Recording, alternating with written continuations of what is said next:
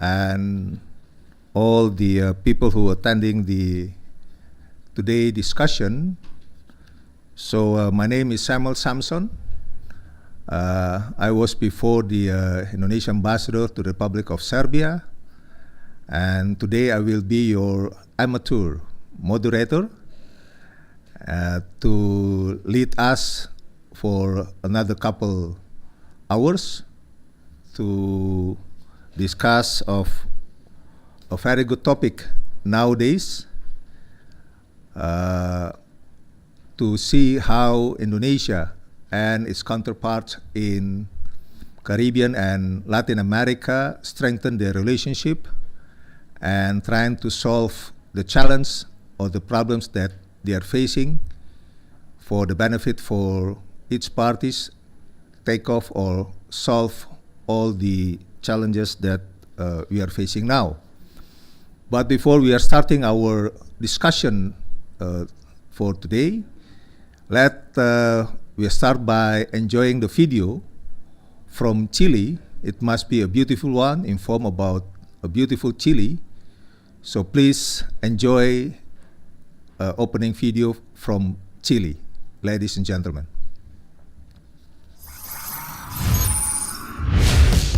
Mira Chile, mira lo que tenemos andando aquí.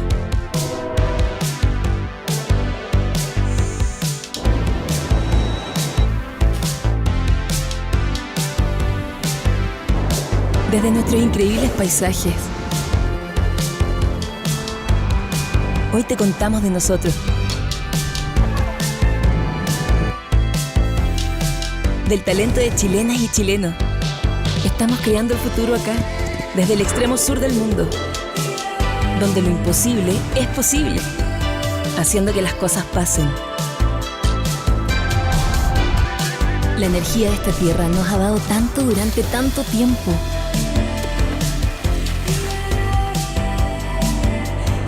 Queremos compartir todos nuestros aportes con el mundo.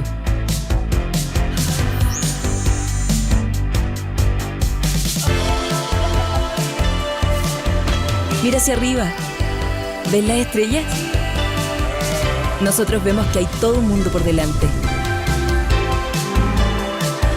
Y tenemos tanto para aportar al mundo que estamos ansiosos por saber cuán lejos podemos llegar desde aquí. Chile es la experiencia del extremo sur del mundo que te invita a crear juntos un futuro mejor. Chile, Creating Future.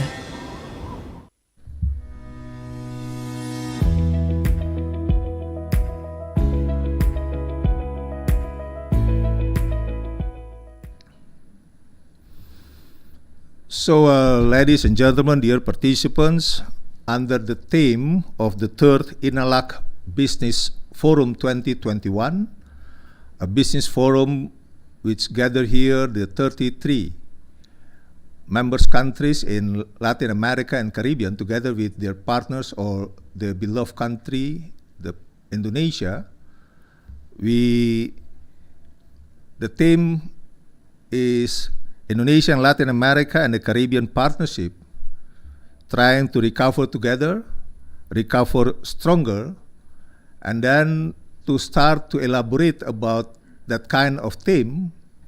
Today we will have also the organizing committee has chosen a great topic for us to be discussed and also a prominent speaker. But before we start to discuss more about it, let us enjoy the opening remark by His Excellency Mr. Pahala Nugraha Mansuri, the Deputy Prime Minister First of the State-Owned Enterprises of the Republic of Indonesia. Mr. Pahala Mansuri, time is yours. Please enjoy, Mr. Minister.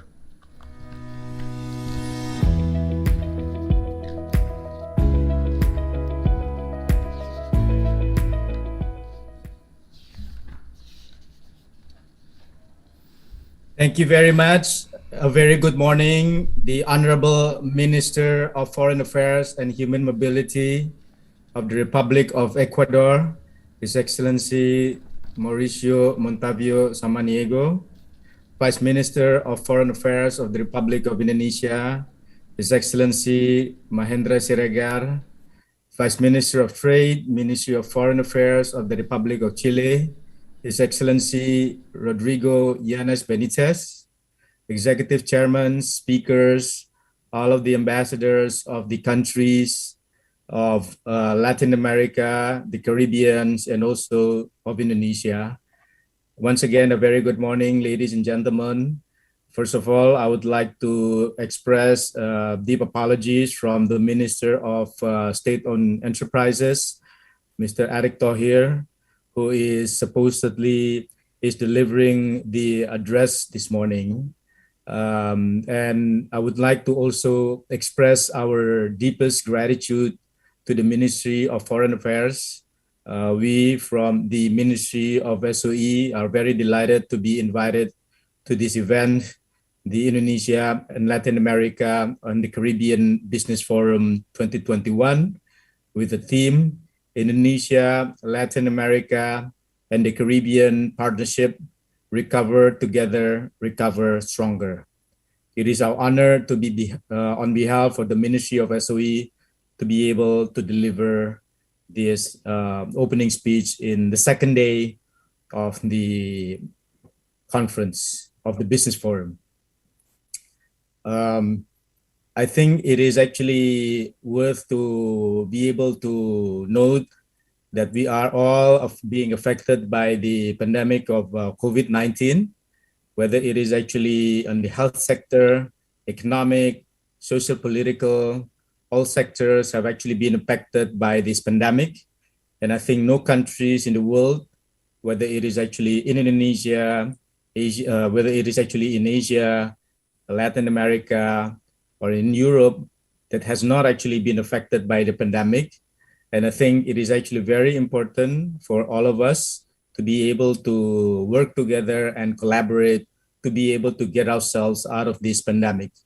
And I think in Indonesia, particularly the Ministry of SOE, we have actually developed a roadmap to be able to recover through this pandemic. And I think in Indonesia, the government has a 5-year term, and it is actually very timely for us to be able to share with you the roadmap of 2020 until 2024. We believe that there are 3 phases of the recoveries. One, the first phase is actually resilience, and how are we going to be able to survive from this pandemic. And I think this timeline is actually very, very important for us to be able to protect ourselves, to be able to ensure that we have all of the financial resources and our balance sheet is actually strong enough to be able to fulfill all of the obligations and to be able to come out of this pandemic safely. But I think financial strength is not sufficient. We need to be able to cluster and develop a very strong supply chain linkages amongst the various industries. In particular, food and health are 2 of the very, very important sectors. And that is why the ministry has focused on strengthening on these 2 sectors. And we are really putting a lot of efforts and time to make sure that our SOEs in the food as well as within the health sectors is actually strong to allow us to be able to provide the right kind of goods and services for Indonesia. And then important as well, within this first phase of transformation of the roadmap, how are we going to be able to continue to improve the good corporate governance and be able to actually come up with the right operational restructuring so that we can actually make sure when we enter the second stage of the roadmap, which is actually going to start in the second quarter of 2022, we believe the economy is going to improve more significantly in 2022. And therefore, we have to make sure that we have the right kind of business portfolio to ensure that we have the right businesses to be able to accelerate the growth in 2022 and prepare the new business model. We are putting a lot of emphasis on how the SOEs, and we have approximately about 140 initially SOEs in 2020.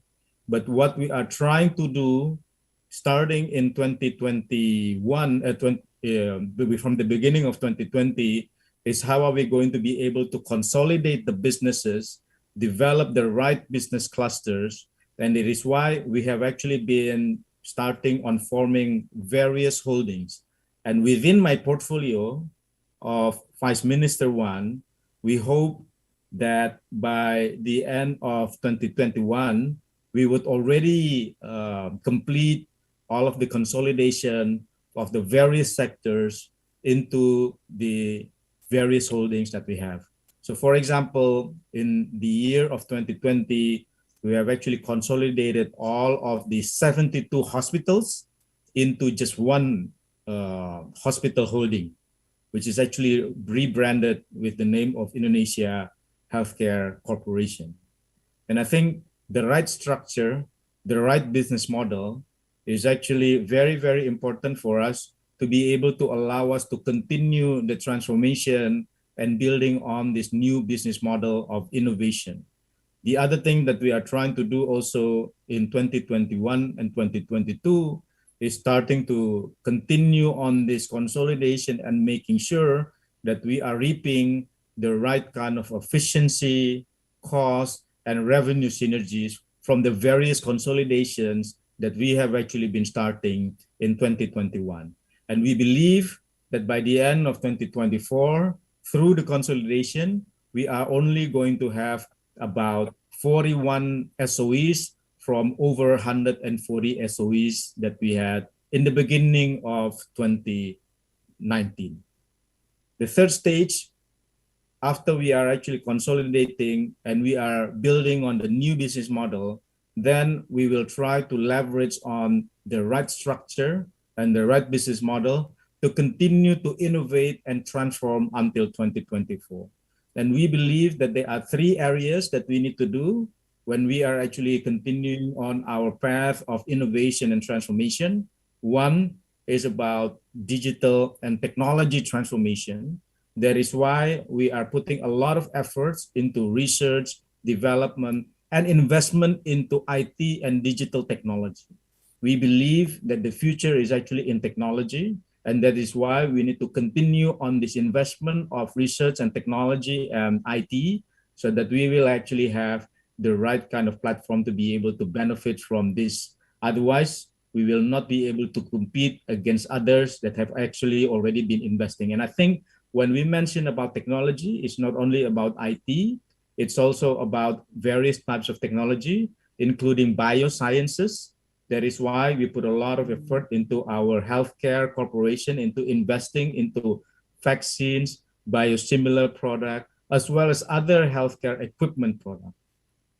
Robotic, as well as in manufacturing 4.0, we would like to be able to have all of our SOEs to be able to invest. Some examples that we are trying to do right now is how are we going to be able to implement robotic as well as G5 technology into our mining sectors, as well as how are we going to be able to continue on building on the various talents, because we believe that technology cannot actually be developed without the right kind of human resources. That is why the third part of the, other than investment as well as investing into technology, we believe that we need to actually invest on our people, building on the various talents that we have. And that is why we will continue on the next page. We will see that going forward, there are many things that we will try to actually prioritize. One is about adoption of Industry 4.0. And when we mention about adoption of Industry 4.0, it doesn't necessarily mean only about IT and digital technologies. It's also about robotics. It's also about manufacturing 4.0. The second part is how are we going to be able to continue to be able to increase the efficiency, as well as how the different SOEs are going to be able to collaborate and partners with private as well as the global players. I think it is actually very, very important for us to actually note this, because we will not be able to improve the business model, the efficiency of our SOE without collaboration, whether it is actually with the private sectors in Indonesia. And more importantly, I think yesterday we had a session with the president of Indonesia, and he said that we need to start to think about global partnerships, about jointly investing into technologies, into the various production facilities in Indonesia with the global players. Becoming global, it does not necessarily mean that we need to actually expand outside of Indonesia. It also means that we need to collaborate with other global players in the various sectors that we have, whether it is actually in energy, health, and also in the food sectors. I think these three are the major sectors that we will need to actually continue to actually develop going forward, to develop the Indonesian independence in these three major sectors in Indonesia.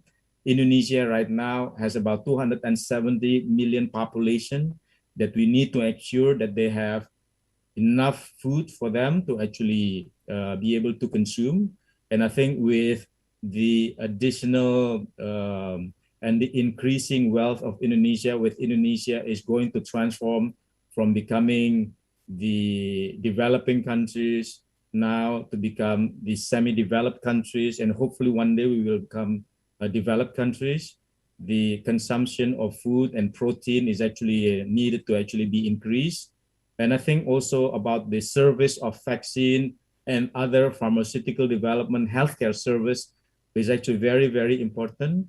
This is also another thing that we need to actually leverage on.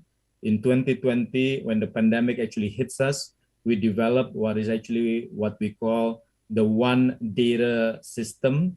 And I think right now we recognize that we need to actually expand this one data or the common data to the different sectors that we have.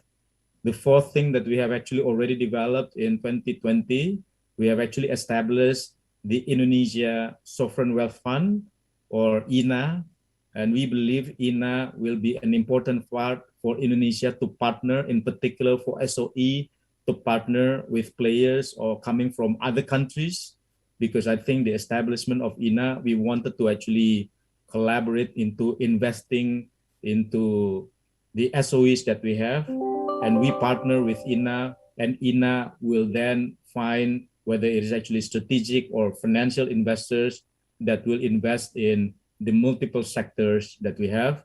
So for example, within my sectors, we are in the process of partnering Pertamina International Shipping and Marine Logistics with the global players right now.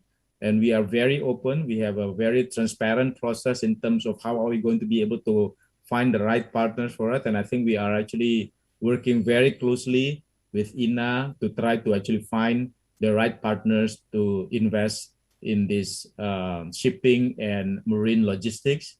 The other venture that we are currently finding a partner is Pelindo. We have already merged the four port companies that is actually owned by the government into one. Yesterday was actually the inauguration of the establishment of the merger of the four companies. And right now, we are also trying to find the right partners with the help of INA to be able to continue to invest into the logistics and port companies that we have.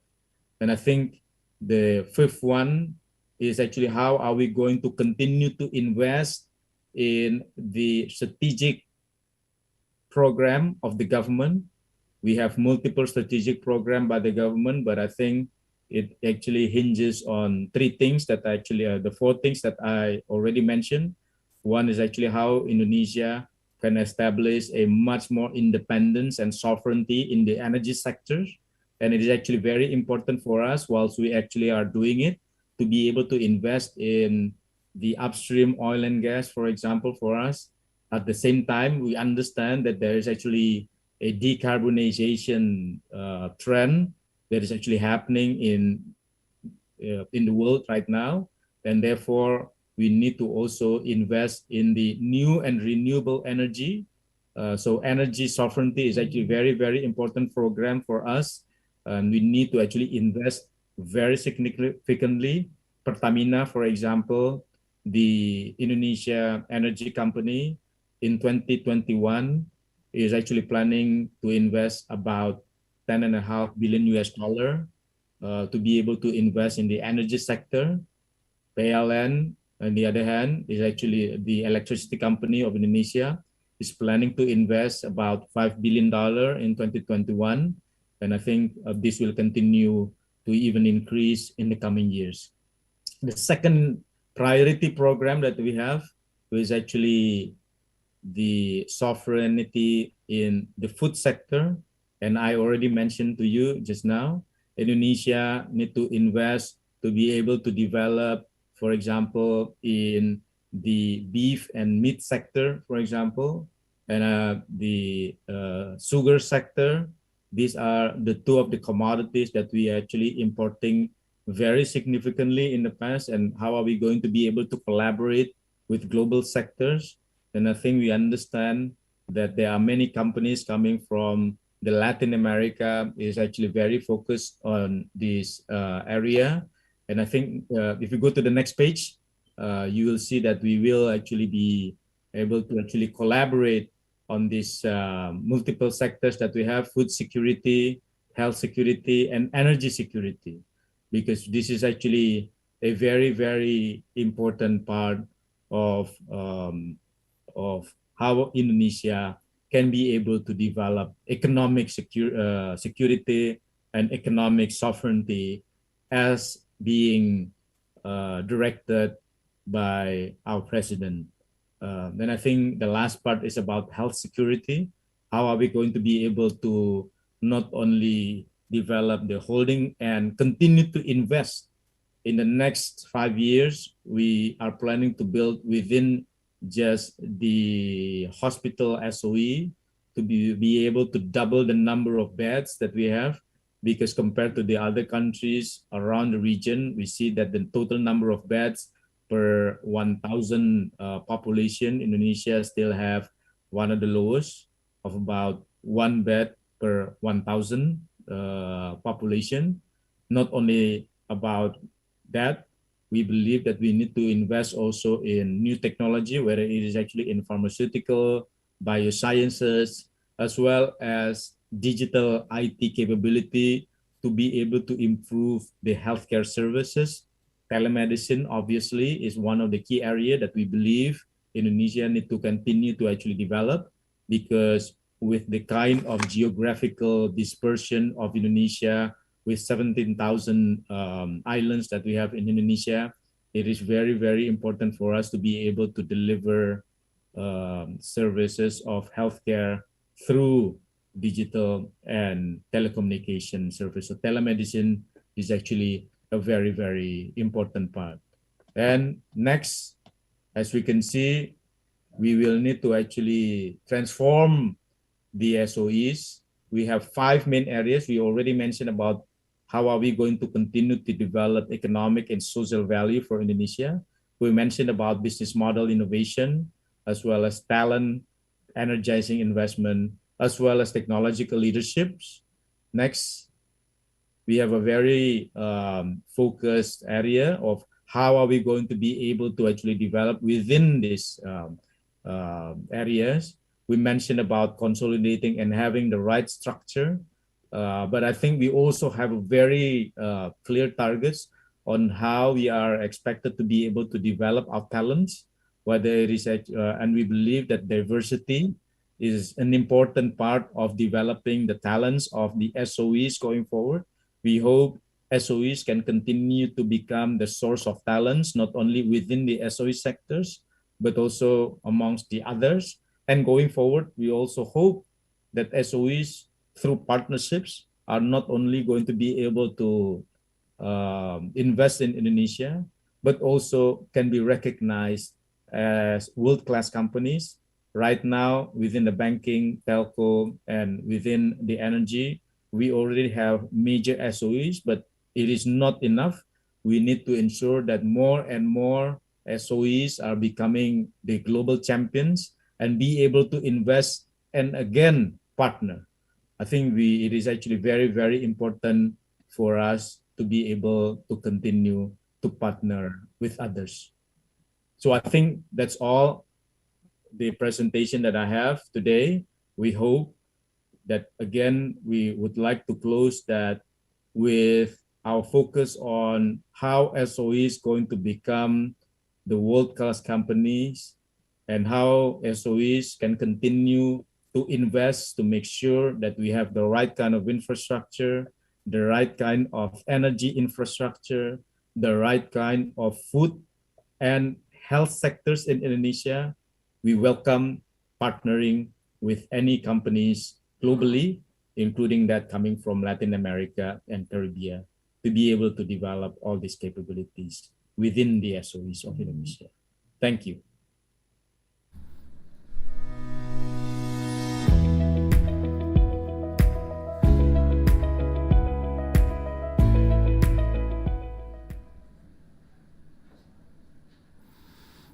Thank you, Mr. Minister. We can see that Minister Pahala Mansuri has described to us his comprehensive presentation, which is at least has given us some big picture, a strategic one. He said about the needs of the roadmap, or the ministry already established the roadmap for 2020-2024 to lead the SOEs, Indonesia state-owned enterprises. And then the second, he mentioned as well about the needs of the business models, because the situation is changed, so how to treat the changing of the situation, we need also a new business models. And then by having this kind of business models, he hoped that the minister has taken lead to make sure that the Indonesian state-owned companies will transform themselves to become the global player, the global champion, world-class companies. One of them by also merging to become more sufficient and to be effective to enter the market, and also ready to be invest or engage their business with partners domestically or also, of course, abroad. For us, for today, it will be together with our partners in Latin America and Caribbean.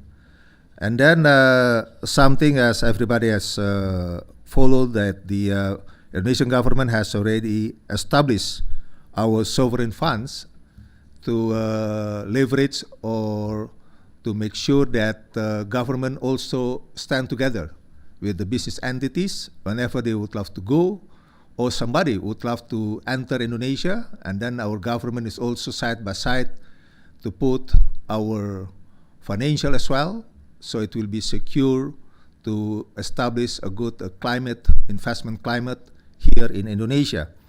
We would love to hear as well from our partners in Latin America and Caribbean, the way how they conducted themselves to adapt this kind of situation for the sake of resilience, and how to make sure that security, economic security, the people, especially for the people, will be in the good taking care. So, dear participants, before we are going more further, let us, so again, Mr. Minister, enjoy your day. Thank you for spending your time with us. Thank you for the comprehensive presentation. We rely on you and Mr. Minister to take lead more and more to make sure that our state-owned company will be better and better day by day. So now, ladies and gentlemen, we are moving to hear the remarks from our dear friend, His Excellency Manuel Montalvo Samaniego, Minister of Foreign Affairs and Human Mobility of the Republic of Ecuador, he delivered his remarks to us recorded. So please enjoy the message from His Excellency Sam Niego.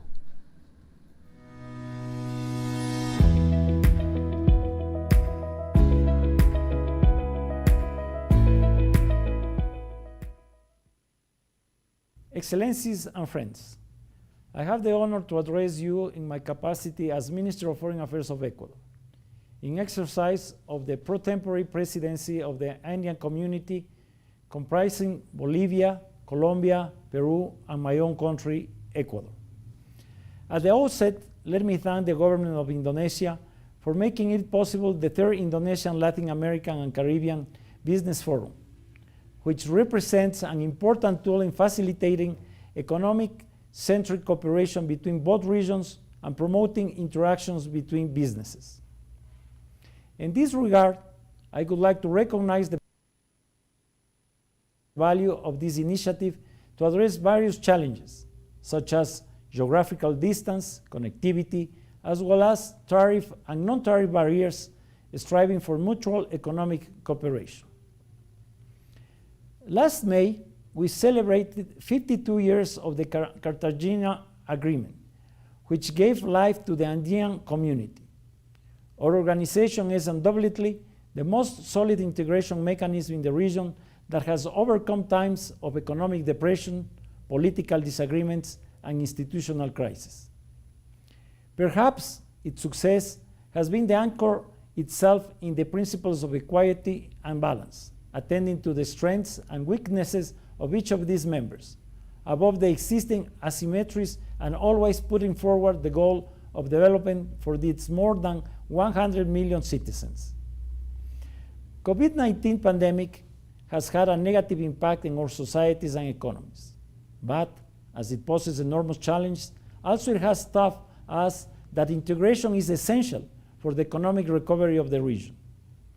Represents a huge opportunity for the Andean community to become a fundamental pillar in this endeavor as we plan to promote a modern, green, and sustainable economy. We want to increase the participation of micro, small, and medium-sized enterprise in sub-regional and international trade, as well as value change as an essential measure to support a sector that generates 60% of employment and that has been one of the most affected by the pandemic. During this time, CAN member countries have been important food suppliers to the world, some of them the result of the sub-regional production chain in agro-industry and processed foods. Andean integration has given us that advantage, and we are committed to strengthening it. In this sense, the current work on trade facilitation and regulatory harmonization, as well as the definition of the digital agenda and the agricultural agenda, will contribute to this objective.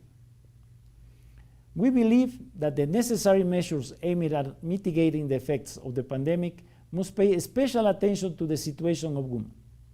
The answers must be comprehensive and generate equitable conditions, taking into account the pre-existing inequalities in women's enterprises, as well as the disadvantage in the performance of tasks that are carried out without pay and without social recognition. Secondly, I would like to highlight the adoption of the Andean Environmental Letter, Carta Ambiental Andina, an instrument that will strengthen the implementation of the 2030 Agenda for Sustainable Development, combat climate change and its effects, as well as safeguard ecosystems and promote the rational use of the region's biodiversity. On the other hand, we consider essential to deepen our work of external relations and develop of initiatives that facilitate intra and extra-regional trade, projecting ourselves towards other markets with the aim of establishing political, commercial, and cooperation relations with other regional blocs. I hope in the near future we can negotiate a trade agreement and find better ways to bring Indonesia and the Andean region closer together on the benefit of our peoples and markets. In the meantime, we look forward to improving our trade balance by offering better products to the Indonesian market and giving more opportunity to our producers. Let me reflect on the strong and important ties that unite our regions. Many will think that ASEAN and CAN are distant and completely different processes. I will say that both share the values of integration, economic growth, as well as social progresses and cultural development. Both mechanisms have overcome times of political pressure, global changes, and big challenges as we became middle-income countries. However, our regions have privileged regional peace and stability based on the rule of law that has probably been our greatest success, institutional strengthening as essential purpose to achieve progress. We have before us the common challenge of facing the difficult economy and social situation. For these reasons, I invite you to commit ourselves to work within a broader international cooperation framework, which allows us to reverse the effects of the pandemic as soon as possible, and thus resume the path towards sustainable development. I wish you a very successful event, and thank you for your kind attention.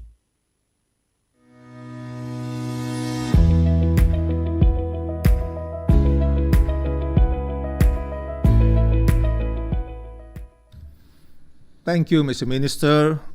Mr. Minister Samaniego already explained about the strategic approach from the Ecuador government, which is also consists of rules of law and also institutional reform to be adapted to the situation in regional, also in global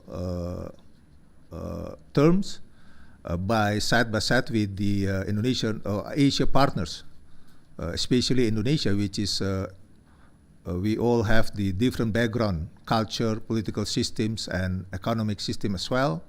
But and then he would love to say that we have to see how the way to overcome the obstacles among us, the distance, and also the pandemic, the impact of the COVID-19 pandemic nowadays. And also he explained about the sustainable development in economy and also the development itself, climate change, and would love to see the international broader economy cooperation.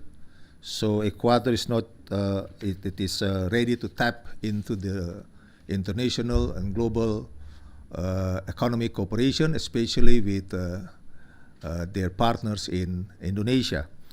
Thank you, His Excellency, Mr. Minister.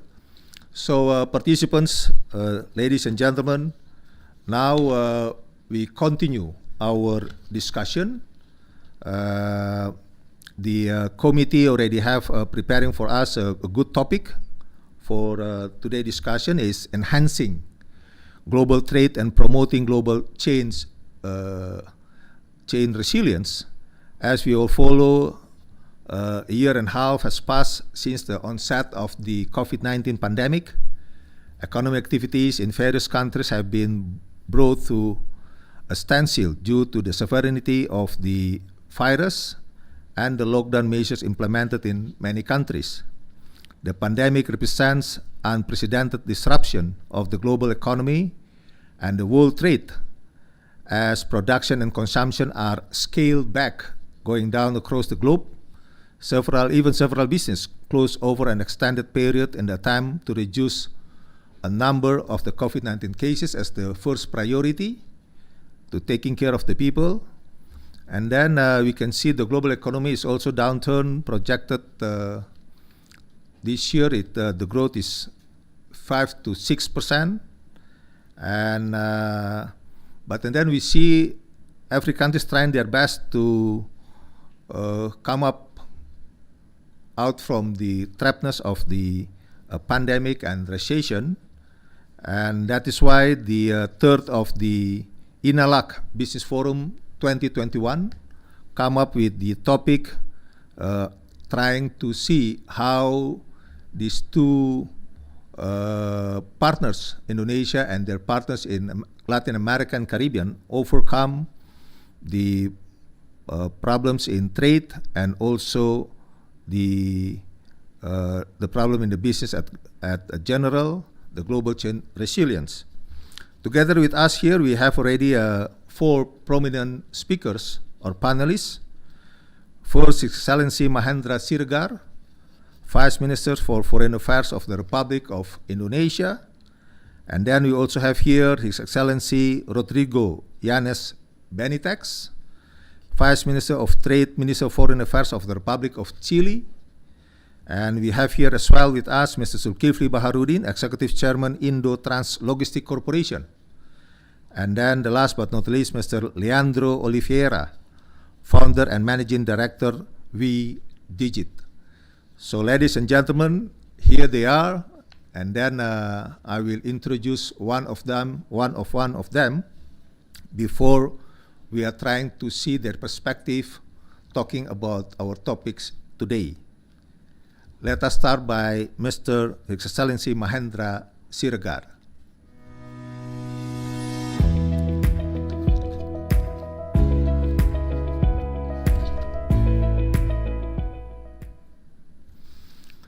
Good morning, Pa Mahendra. Good morning, Mr. Minister. How are you today, sir? I'm very well. Thank you, Mr. Ambassador. Thank you for having time with you yesterday, Mr. Minister. And then today we are trying to do something more for the sake of Indonesia and brothers and sisters in southern part of America. I hope you enjoy our today's session. And then nice to see your smile giving us the spirit that we have to do our best day by day. So, Mr. Minister, allow me to a bit read your very profound CV. So, for everybody to recognize more about you. So, His Excellency Mr. Mahendra Siregar was appointed as the Vice Minister of Foreign Affairs of the Republic of Indonesia on 25th October 29. Last April, actually, Ambassador Siregar handed his letter of credential to the U.S. President as the 19th Indonesian ambassador to the country. He served as the Executive Director of the Council for the Palm Oil Producing Countries, or CPOPC. Prior to that, he was Chairman of Investment Coordinating Board of BKPM in Indonesia, Vice Minister of Finance, Vice Minister of Trade, Chairman and CEO of Indonesian Exim Bank, and Deputy Coordinating Minister for Economy Affairs. He was member of Board of Commissioners of various corporations operating in financial services, mining, manufacturing, technology, consumer goods, and infrastructure. He graduated his bachelor degrees in economy from University of Indonesia and received his master economy from Monash University in Australia. So we must say that he trying to put himself at the back of the screen and then stimulate everything. And then we can scale that all the path of economy and business perspective in institution already put inside Mr. Mahendra footprints to develop them one by one. So that's we are so proud of him. And then maybe I would love to introduce the next panelists for today. We will have the Excellency Rodrigo Yanes Benitez, the Vice Minister of Trade of Chile. So we are welcome His Excellency Benitez. Please.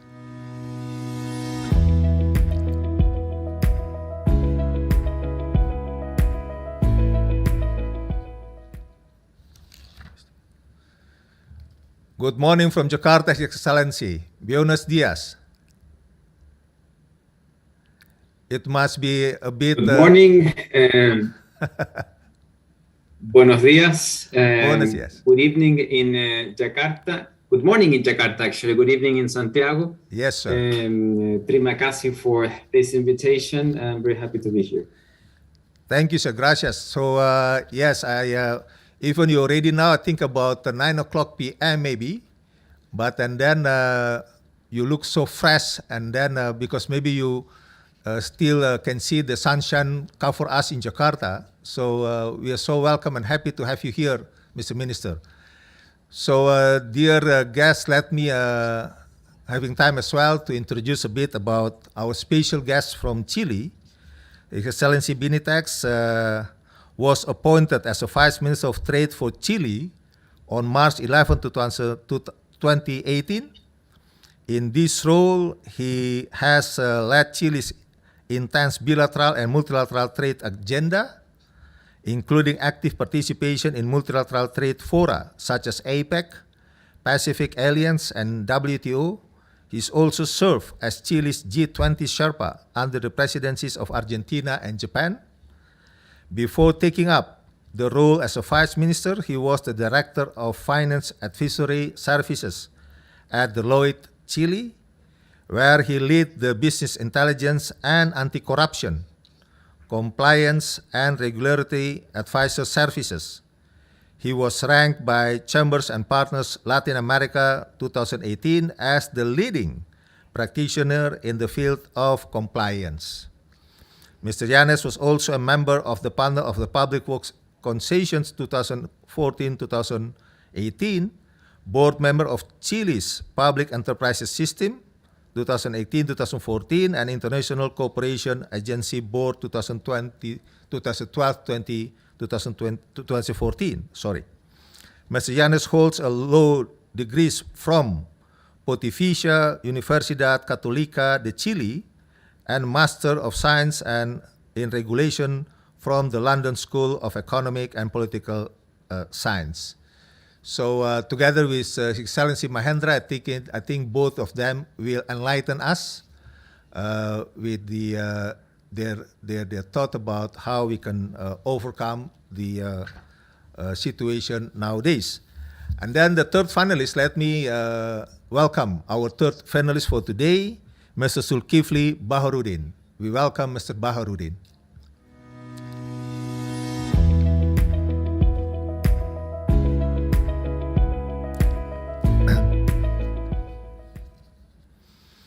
Good morning, Mr. Baharudin. How are you today, sir? Good morning. Fine, thank you. So are you in Singapore or in Jakarta or somewhere else? No. I'm actually now in Germany, in Heidelberg. So it's about 3 in the morning. Oh, you're in Germany? But I'm happy to participate. Yeah. Wow. Excellent. How's the situation there in Germany?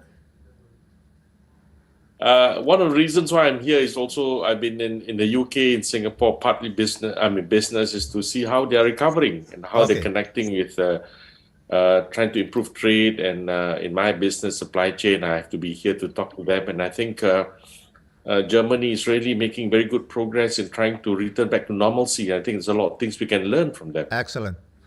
So that is why it is still fresh from the oven. So you can share us about your visit in Germany. And then feel sorry for disturbing your, it must be a nice sleeping there, 3 o'clock morning.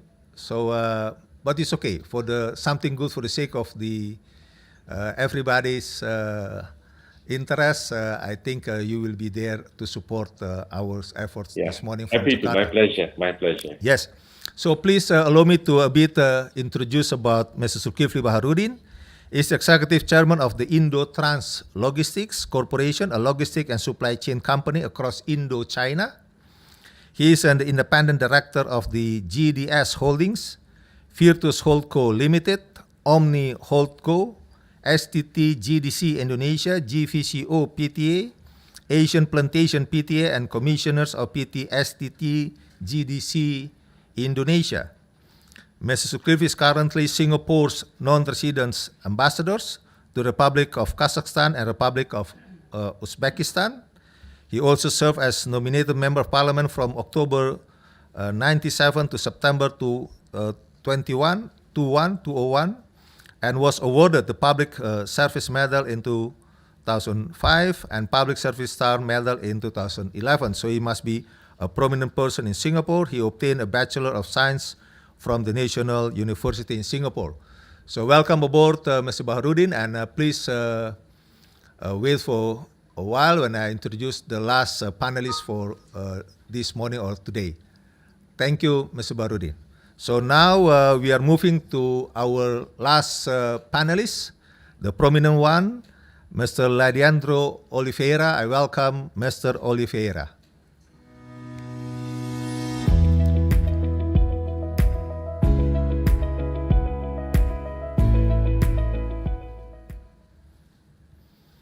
How are you, Mr. Oliveira? Hello, Mr. Ambassador. So, Selamat pagi. yes. I Buenos hope dias. I got it right. Buenos dias in Jakarta, but of course, good evening. I think you're in Brasilia now or somewhere else, Mr. Oliveira? I'm in Brazil at the moment. Yeah, close to São Paulo. Oh, close to São Paulo. How's the situation there, sir? It's improving. Yeah, we passed through some difficult times months ago. Yes. Vaccination is increasing, percentage is increasing, and things are getting better. Thanks for asking. Yes. We are in Jakarta. It's quite a bit for the moment, and we would love to have the lower case in Jakarta. It can be still for long, but of course we have to still be aware that anything could be happen because we have to still progress by open the opportunity for engagement with others abroad. So the protocol of the COVID-19 is something as a must here in Indonesia, of course, also for all of us around the globe. Yeah. So, dear participants, let me introduce a bit about our dear guest, our dear speaker today, Mr. Oliveira.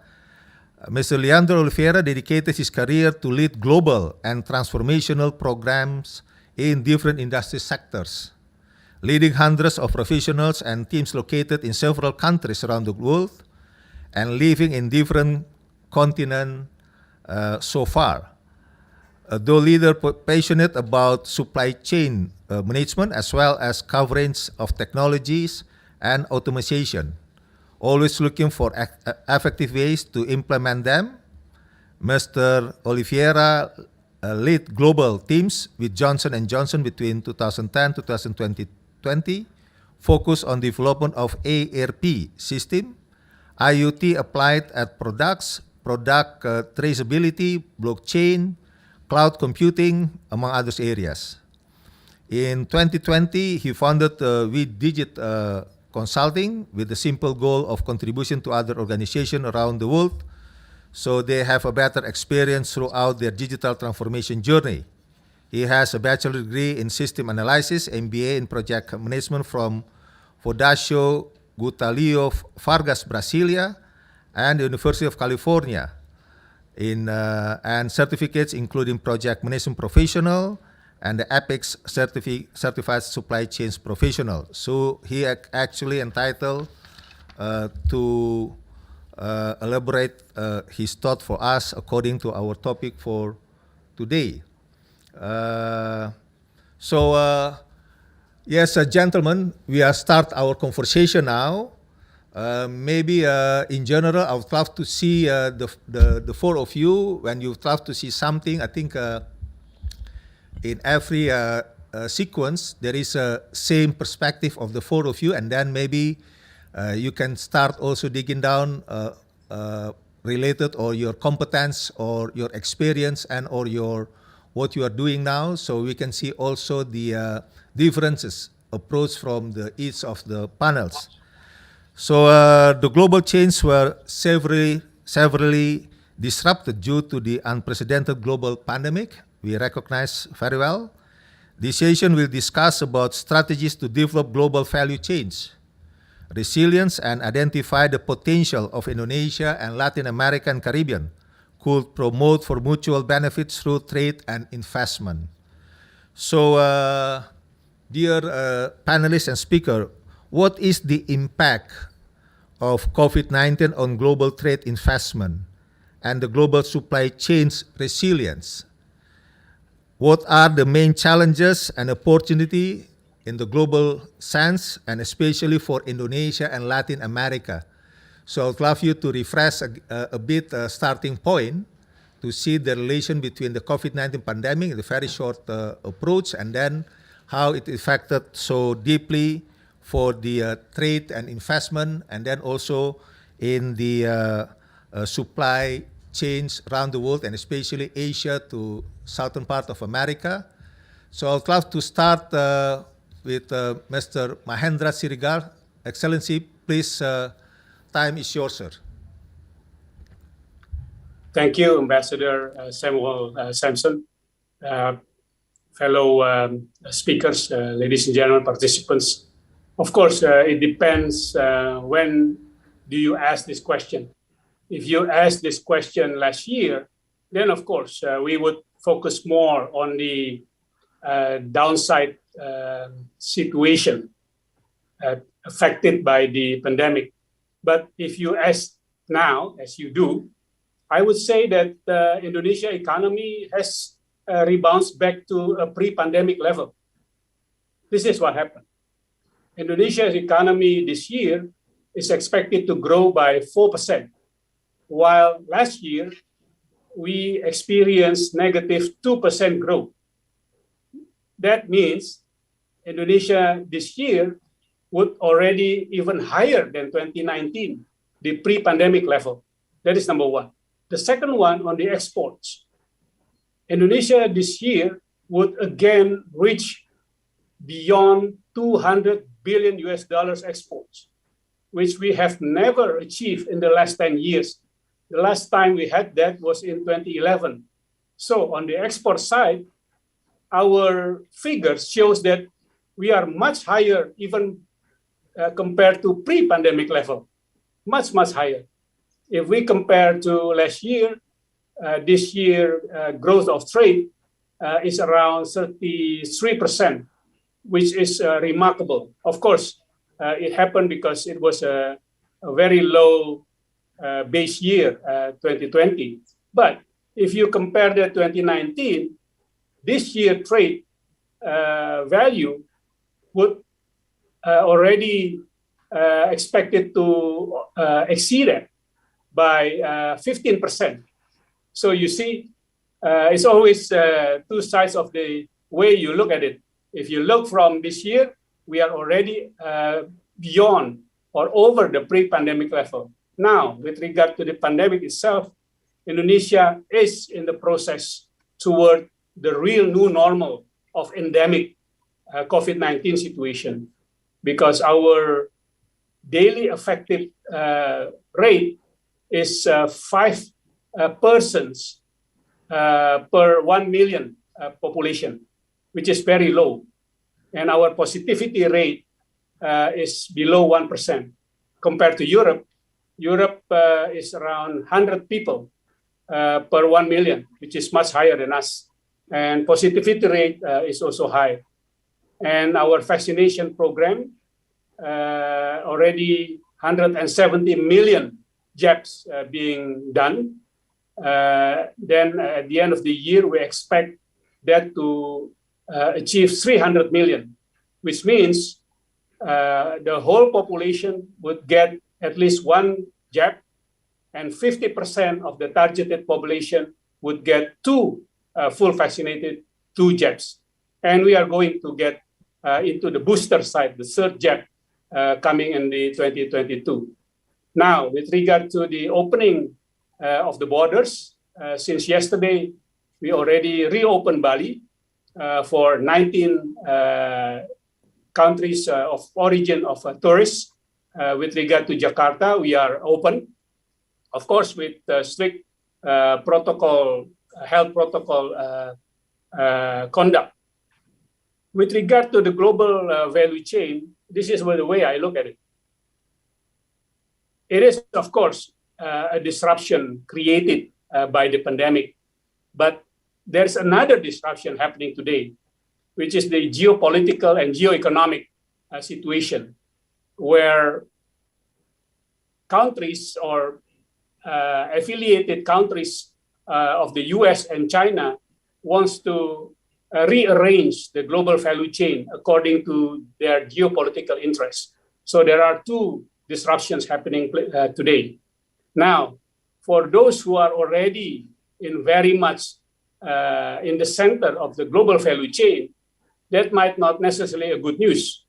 But for everybody else, this is the opportunity to take a more prominent role and significant participation in the new, relocated, and revisited global value chain, within which Indonesia welcomes the opportunity for countries to look at Indonesia very much as the base and part of the global value chain. First, of course, Indonesia is a large market of itself, more than 270 million population, and demography-wise, 55% of our population is below 30 years old, and they are all digitized and very much internet alert. And the second one is, of course, Indonesia is located in the center of the Indo-Pacific. And not only that, but Indonesia is the prominent supporter of the view or the vision to look at Indo-Pacific as a peace, prosperous, stable, dynamic area, not an area for geopolitical and, of course, even not for military competition. So we are promoting that through ASEAN. And if you look at ASEAN, ASEAN is a 600 million population market, which is very large. And of course, if you look at Asia, especially the latest economic agreement, the Regional Comprehensive Economic Partnership, or RCEP, is basically the largest trade agreement in the world, where 60% of the total volume of trade taking place in this members of RCEP. So I think this is important for us to build stronger relations to countries beyond our regular, let's say, partners within Asia or even in the European and the US. And we really look and hopeful with regard to our friends in the Latin America and Caribbean, because while on one hand we see that the growth volume has increased by 22% between Indonesia and the whole region, Latin America and Caribbean, but in terms of percentage or value, it's still only 5% of Indonesia's total trade volume, very small. So we really hope we would be able to expand the trade, investment, economic relations with our brothers and sisters and businesses in this region, a very important region. And we look forward to facilitate any way we can do. And last night I had the chance to witness several trade transactions between the Indonesian side and our and their colleagues from various countries in Latin America and Caribbean. And my instruction to all colleagues in the foreign ministry, we have to ensure that all of these transactions take place and become a fruition very soon. And every exporter, importer coming and going to the region will be accompanied by staff from the foreign ministry, as well as facilitated by our embassy colleagues in the region itself. So our focus, our attention, and our concentration very much there and ready to make this happen. Thank you, Ambassador. Say, Mr. Sirgar. So from his point of view, something it is, we must say, uncommon, which is he would love to say that eventually the crisis, it is somehow like a blessing in disguise for us. So this is a very good perspective. This is, I think, I would love to see also from other speakers. Blessing in disguise, rebound, more productive, put the resilience in the first front of any policies, etc., and then the involvement of the government. So rebounds, Indonesia already rebounds, for example, even better than pre-COVID pandemic. and then export become take off. I mean, bigger compared to the previous one. And but this is also because of we are very serious to taking care of the pandemic. Something maybe a bit a characteristic of Indonesia, because we are the archipelagic countries, which is maybe a bit different with our friends, brothers and sisters in southern part of America. We will see also later on about the plus and minus of this kind of fact. But and then he mentioned also that actually there is a new phenomena about the rivalry China and America, which is they have their own way how to overcome or how to penetrate the situation. Maybe they will introduce their own model. So we have at least two phenomena at the same times: the global crisis, and then at the same times the rivalry between America and China, which is quite significant as well, affected for all aspects. So this is also another part of Indonesia to be faced of. So I would love to see the perspective of Excellency Mr. Benitex, how you would love to describe from Chile perspective, and then of course in Latin America and Caribbean, His Excellency. Please, Mr. Benitex.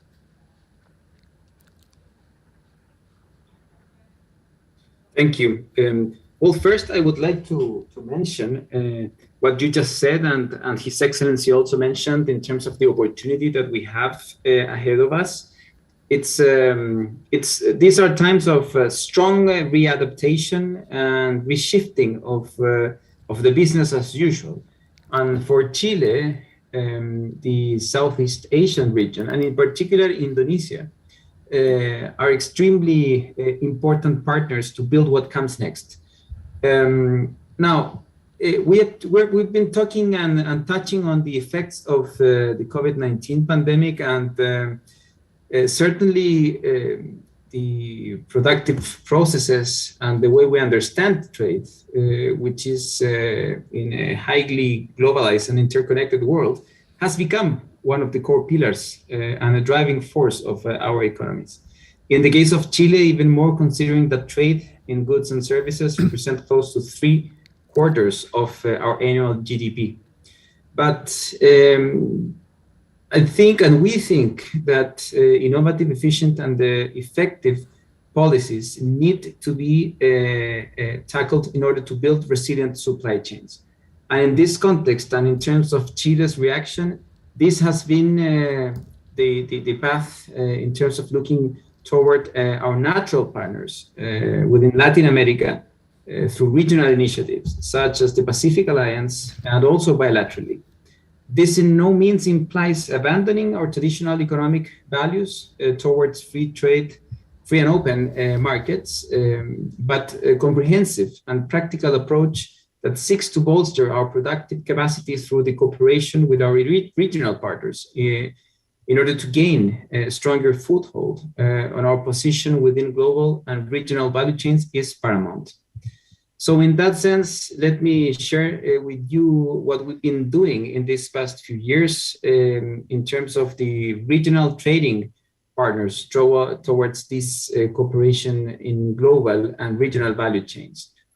We have negotiated agreements that include specific provisions on chapters relating to GVCs and productive complementation. Some examples of those recent examples are provisions embedded in the recent bilateral agreements with Brazil, with Argentina, and Ecuador. And in this sense, we have already laid the groundwork in terms of creating the institutional framework towards supporting global and regional value chains. Further, we have availed ourselves to use these tools towards working together with our partners to seek ways of, in the short term, create and complement productive capacities to face the immediate effects of the pandemic. This strategy, focused on economic recovery post-pandemic, has been actively promoting strategic associations and productive linkages between companies within the region. In this sense, Chile is presented as a platform country for productive linkages through its network of free trade agreement, which is the world's strongest, according to the OECD. Currently, we are developing a set of activities with Argentina, Costa Rica, and Ecuador.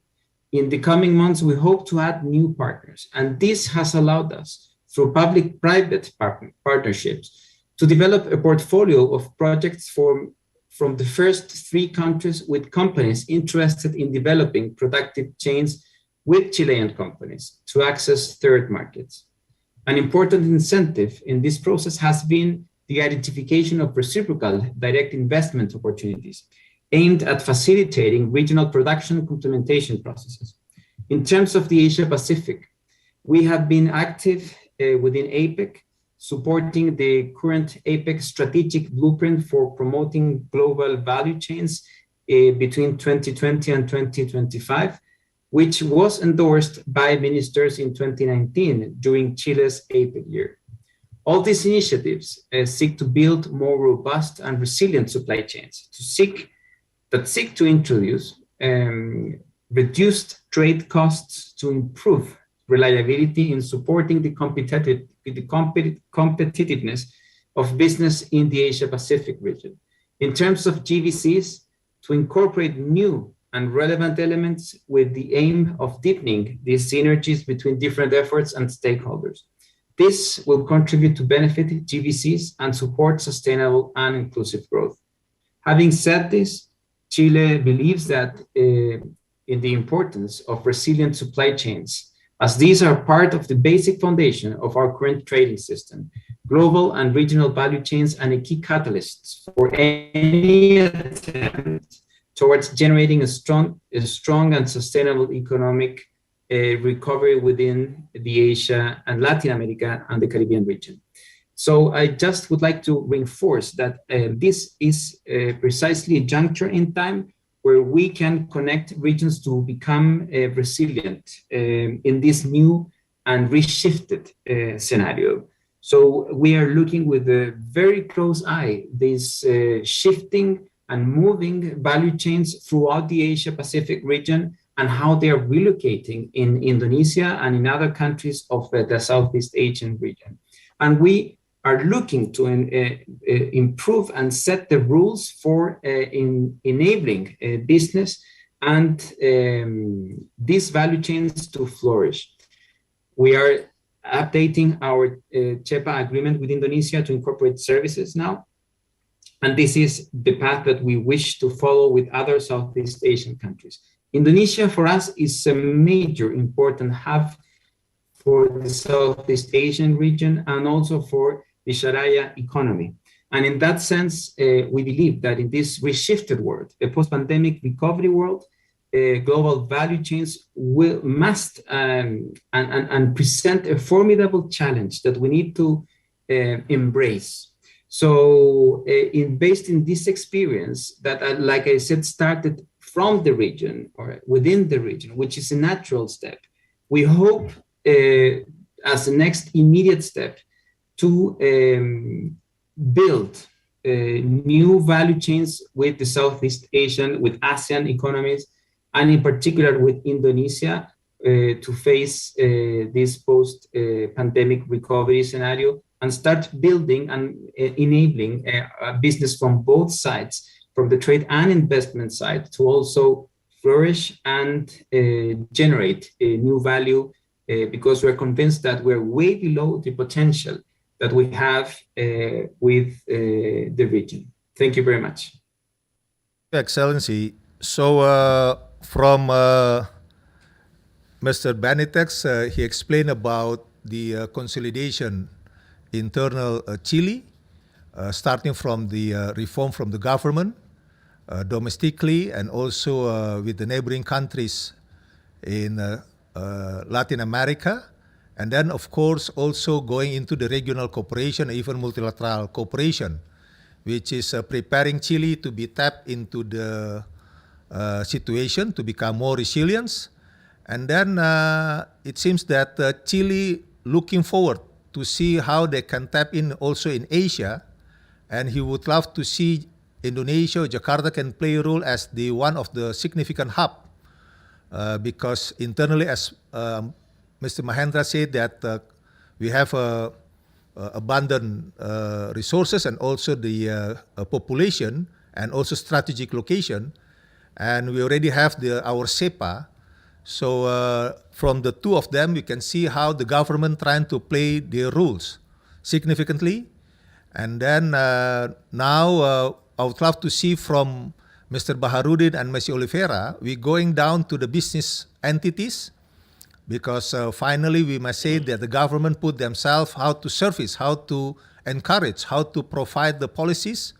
And then the key player, it will be going back to the business entity itself. Later on, we will see about the people, which is Pak Mahendra already also raising up about the young generation who cope with the digital equipments and facing the future. And then I'd love to see the perspective of the business. As I mentioned before, maybe before you're talking more about the business involved in this kind of situation, Mr. Zulkifli, please brief us about your your current experience or information data in Germany. So please, sir. Yes, a very good morning from Heidelberg. Well, I'm in Singapore. I'm actually live in Singapore. My business is in Indochina, and we are a major carrier of exports of Vietnam to Europe, to US. And therefore, I've been traveling in the UK for 2 weeks, and I'm now here for 3 weeks across Germany. Firstly, to figure out how are we going to restart the supply chain between, especially Indochina to Europe.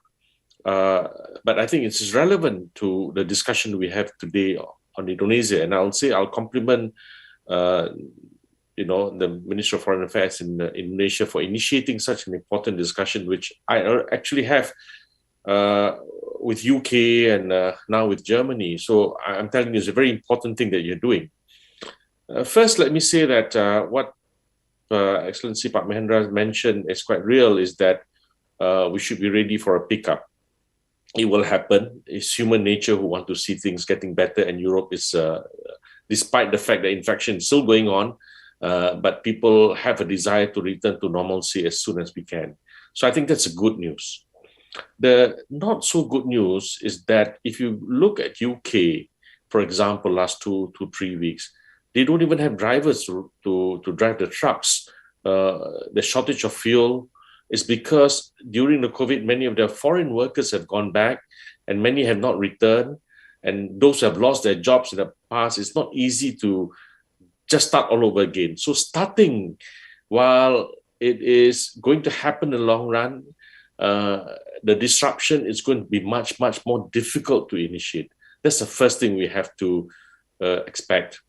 When you have supply evaporated and you need to bring back the equilibrium between demand and supply, the supply chain has been disrupted. It's not easy to fix it back.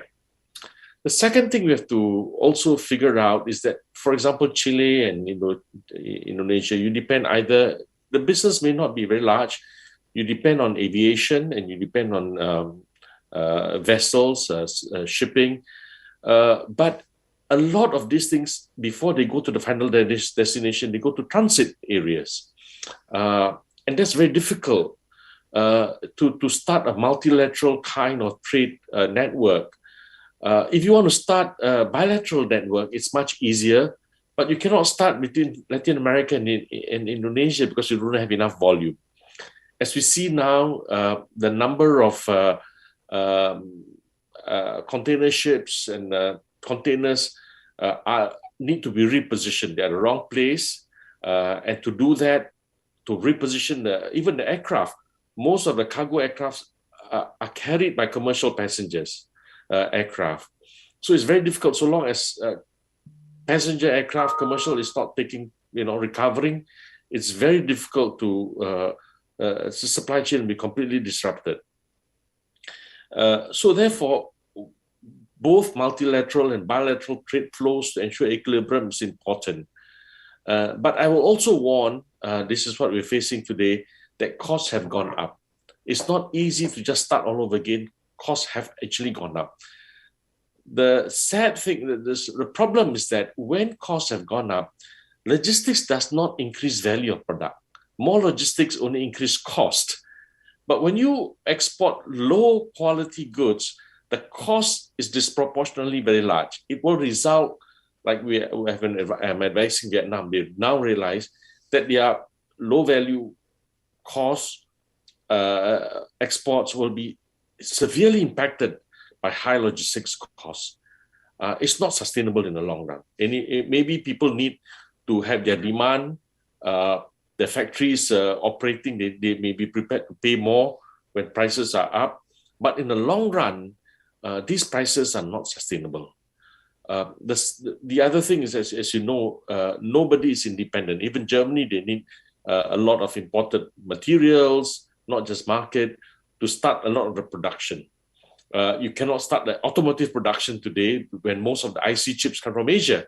We carry a lot of IC chips from Samsung and from Taiwanese companies. Many of them have factories in Vietnam. But in Germany, where they are the largest automotive producer in the world, you need to wait for 9 months to a year to get a car.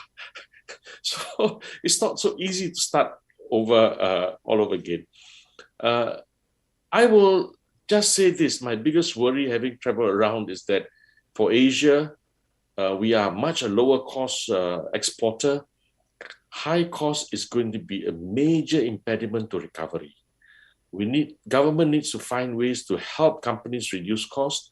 Otherwise, the high cost becomes embedded in operation. It becomes part of permanent supply chain structure. And if it cannot survive the pickup, many will suffer. So increased demand on its own does not help because we have competition. Then many countries in UK, in Europe, are deciding that maybe because of pandemic, they have to be a bit more independent. They start to cultivate their own internal supply chain contingencies, which may cut off some of their more past established partners in the past. And that's the reason why I'm here, taking a lot of effort, traveling with all the difficulties, is to make sure that the business relation continues, to make sure that we try to manage the supply chain so that if it becomes too difficult, they will find other alternatives, and it's not good for Asia. So I think, in short, I'll say it's a good initiative on the part of Indonesia, but I think you can certainly take a lot more leadership in getting ASEAN together to see how we can have better connectivity with Europe, with US, which are major markets for all of us. And I think it's going to be a long process going forward, and I look forward to playing more important roles in this effort. Thank you. Mr. Baharudin, so from your point of view that the interconnection between countries, it is very important, and it cannot be solved in just one night. Each of them has their own ways how to solve the problems, but at the same time affected to another countries. So there is no one can be a solo winner, but we have to see at the same time how our neighbors or even the global economy situation will be also affected us. It can be like another tsunami can be hit in the near future, for example.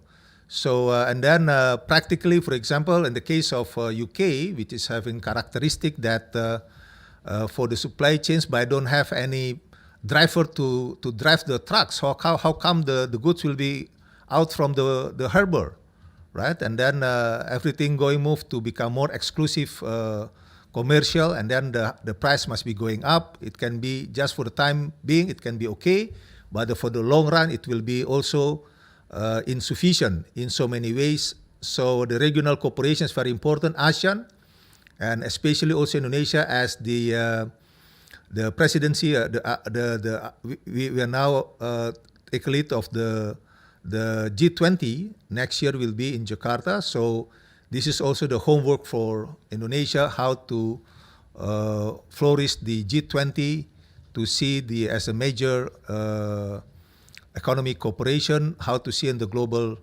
aspect. So from Mrs. Baharudin, the business is still full of uncertainty, And then there is still no the final destination, but still what we call temporary plus and minus, which will be find their own steady situation. What do you think, Ms. Oliveira? We'd love to flourish more about the global situation and also about us in Asia and Latin America. Please, sir.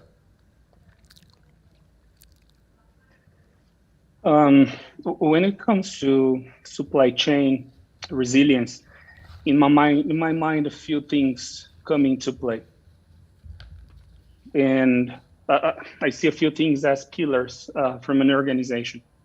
The way that you design your products will define where you're going to source raw material, right?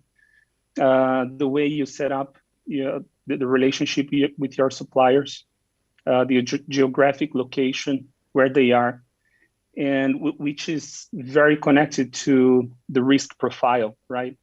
I have seen cases that companies have different suppliers, 2-3 suppliers, even contingency plans, but still relying on suppliers that are in the same geographic location, which doesn't help much in situations like we are facing with the pandemic, right?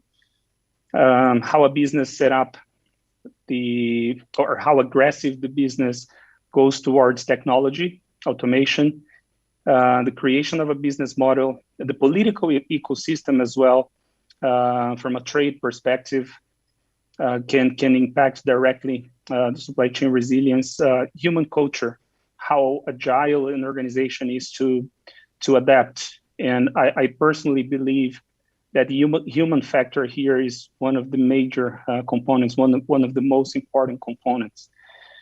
Last year, we have seen, at the beginning of the pandemic, a huge hit when it comes to supply chain. We are still seeing a big crisis. And as already pointed out by our panelists over here, but something that we are also very aware of is that last year, most of the organizations has spent in technology a huge amount of money, probably the record when it comes to investment in this area, even with all the challenges. It's a matter of survival, right? To me, it's like a long-term vision. I'm an optimistic in terms of believing that we would reach a point some years from now where organizations would really rely on data to take decisions. This concept of data-driven decisions is something that we talk a lot. A lot of companies are investing on this, even from a government perspective as well. But this is a long journey. It's not a sprint, right? This is a marathon. And it's interesting that you mentioned about food and healthcare as one of the 3 top areas and sectors in Indonesia from a priority standpoint. I personally have seen a huge amount of investments in resources from companies creating more transparency, I would say, when it comes to supply chain and how the goods are moving throughout the supply chain. Track and trace solutions, traceability solutions, either on the product level or cargo traceability as well. To me, this is not, of course, not an end in itself, but just steps that organizations are taking in order to eventually reach that point, right? To really have strategic decisions based on data, facts, evidence. Even some markets, I had the chance to talk to friends of mine, and I know that in some markets,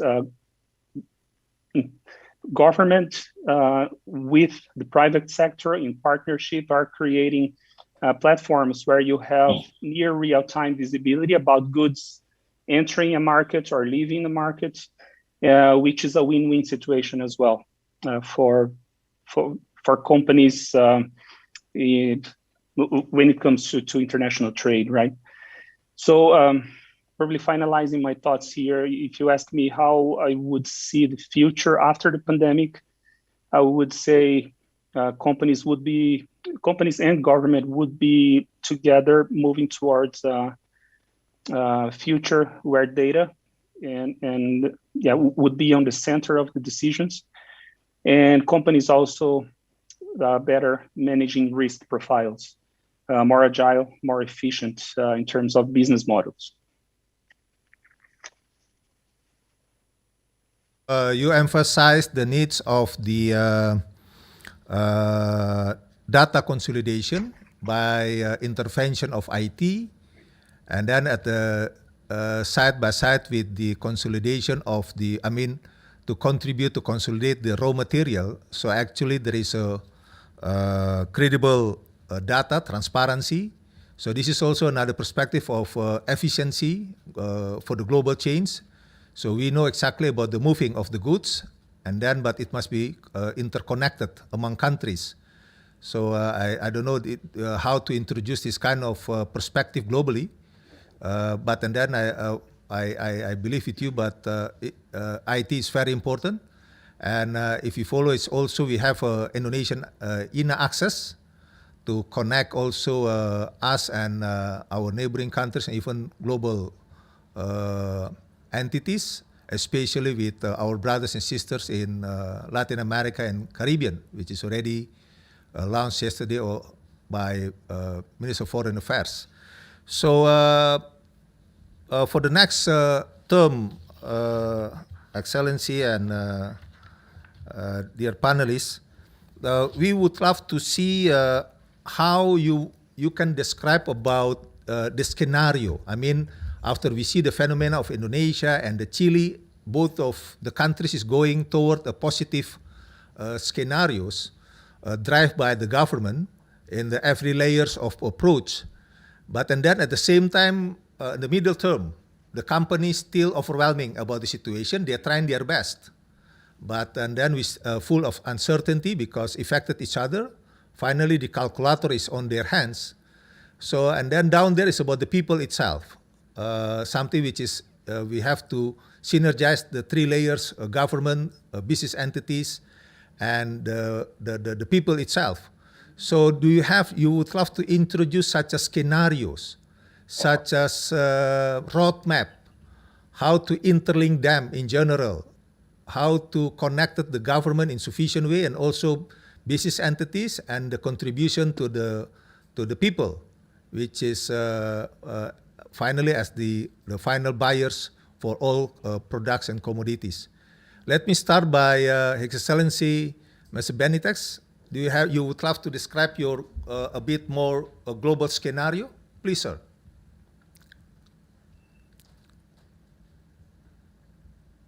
Thank you. For us, it's a challenge, like I said in my earlier words, because we have a trade that relates to a very large first and second trading partner, which are China and the US. And this reshifting of the global value chains is, for us, it's very important to get a very fine grasp in terms of where the business reality is going and where is it heading to. And at the same time, also enlarging the span of our trade and our economic relations with the regions in the world where we are not present or where our potential is way below where we are today. And to tackle those new, like we call the new frontier, I want to really stress, the logistics challenge that was mentioned by earlier, and how while we don't have that demand and traffic for trade, therefore we don't have the shipping lines or the airways or the airlines in terms of cargo to work and make cost-wise the trade efficient.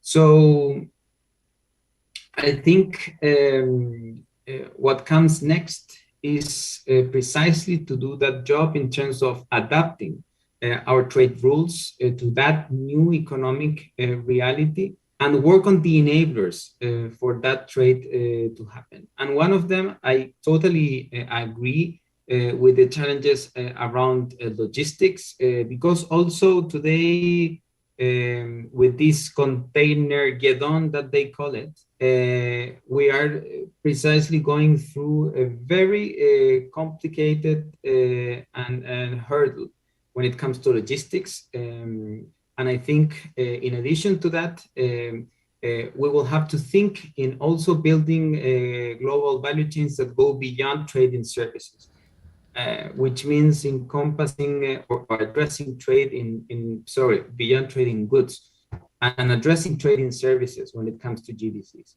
And I think that also puts us before a challenge that talks about the enablers in terms of this kind of trade, and also for trade that does not fall within this categorization of goods or services. And we're talking about digital goods, and we're talking about the rules to enable the digital economy and trade in digital goods. We have been working with New Zealand and Singapore on the DIPA, the Digital Economy Partnership Agreement, which has gained a lot of traction. South Korea and Canada have expressed formally their interest, but to finish, when looking into the future, I think we have to get a revisited approach when it comes to trading goods. We have to tackle these challenges that we have when precisely diversifying our trade with regions where today we see no trade or not much trade to justify, proper value chains and logistics working. But also, I think it's important to address what comes next in the future of trade, thinking in services and digitals, and what those enablers would be, and that we should be addressing and working from now. Like I mentioned, with Indonesia, we have started the upgrade of our CEPA to incorporate services, but I think we'll have to be very constant and active in updating our rulebook. And like I said, the enablers for that trade to happen with a very close contact with the private sector. Because at the end of the day, the job of trade negotiators and trade officials is to be responsive to an evolving business reality and the challenges that business reality has. Thank you very much. Thank you, Mr. Benitex. So I'd love to move to Mr. Oliveira. What do you have? Would love to add some more about the scenario for the short, middle, and long term. What do you have? More precisely one, please, sir.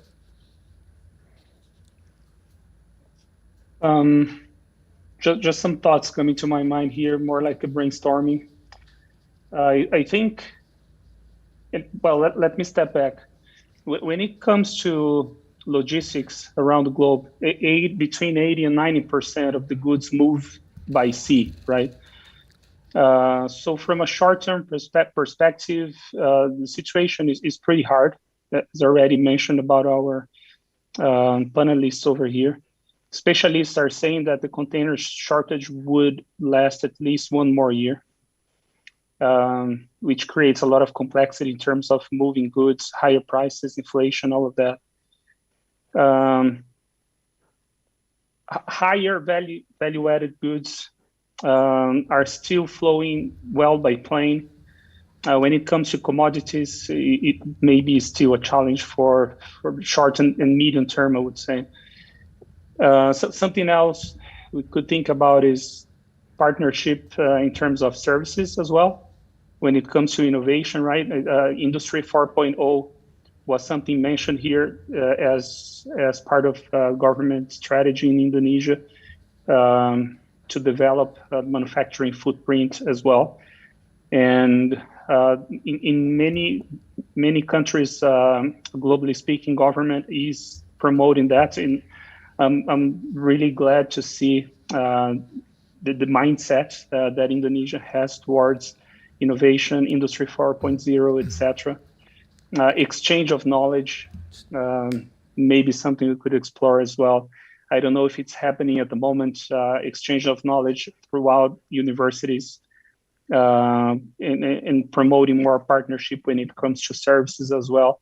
as something that we could do from a short-term perspective. Because when it comes to container shortage and mainly commodities and products moving across the globe, it's truly something that is not totally under our control, right? I don't know, just some ideas here. As I said, personal brainstorming. Thank you, Mr. Oliveira. So, Excellency, Mr. Mahendra, what do you think the scenario globally, sir?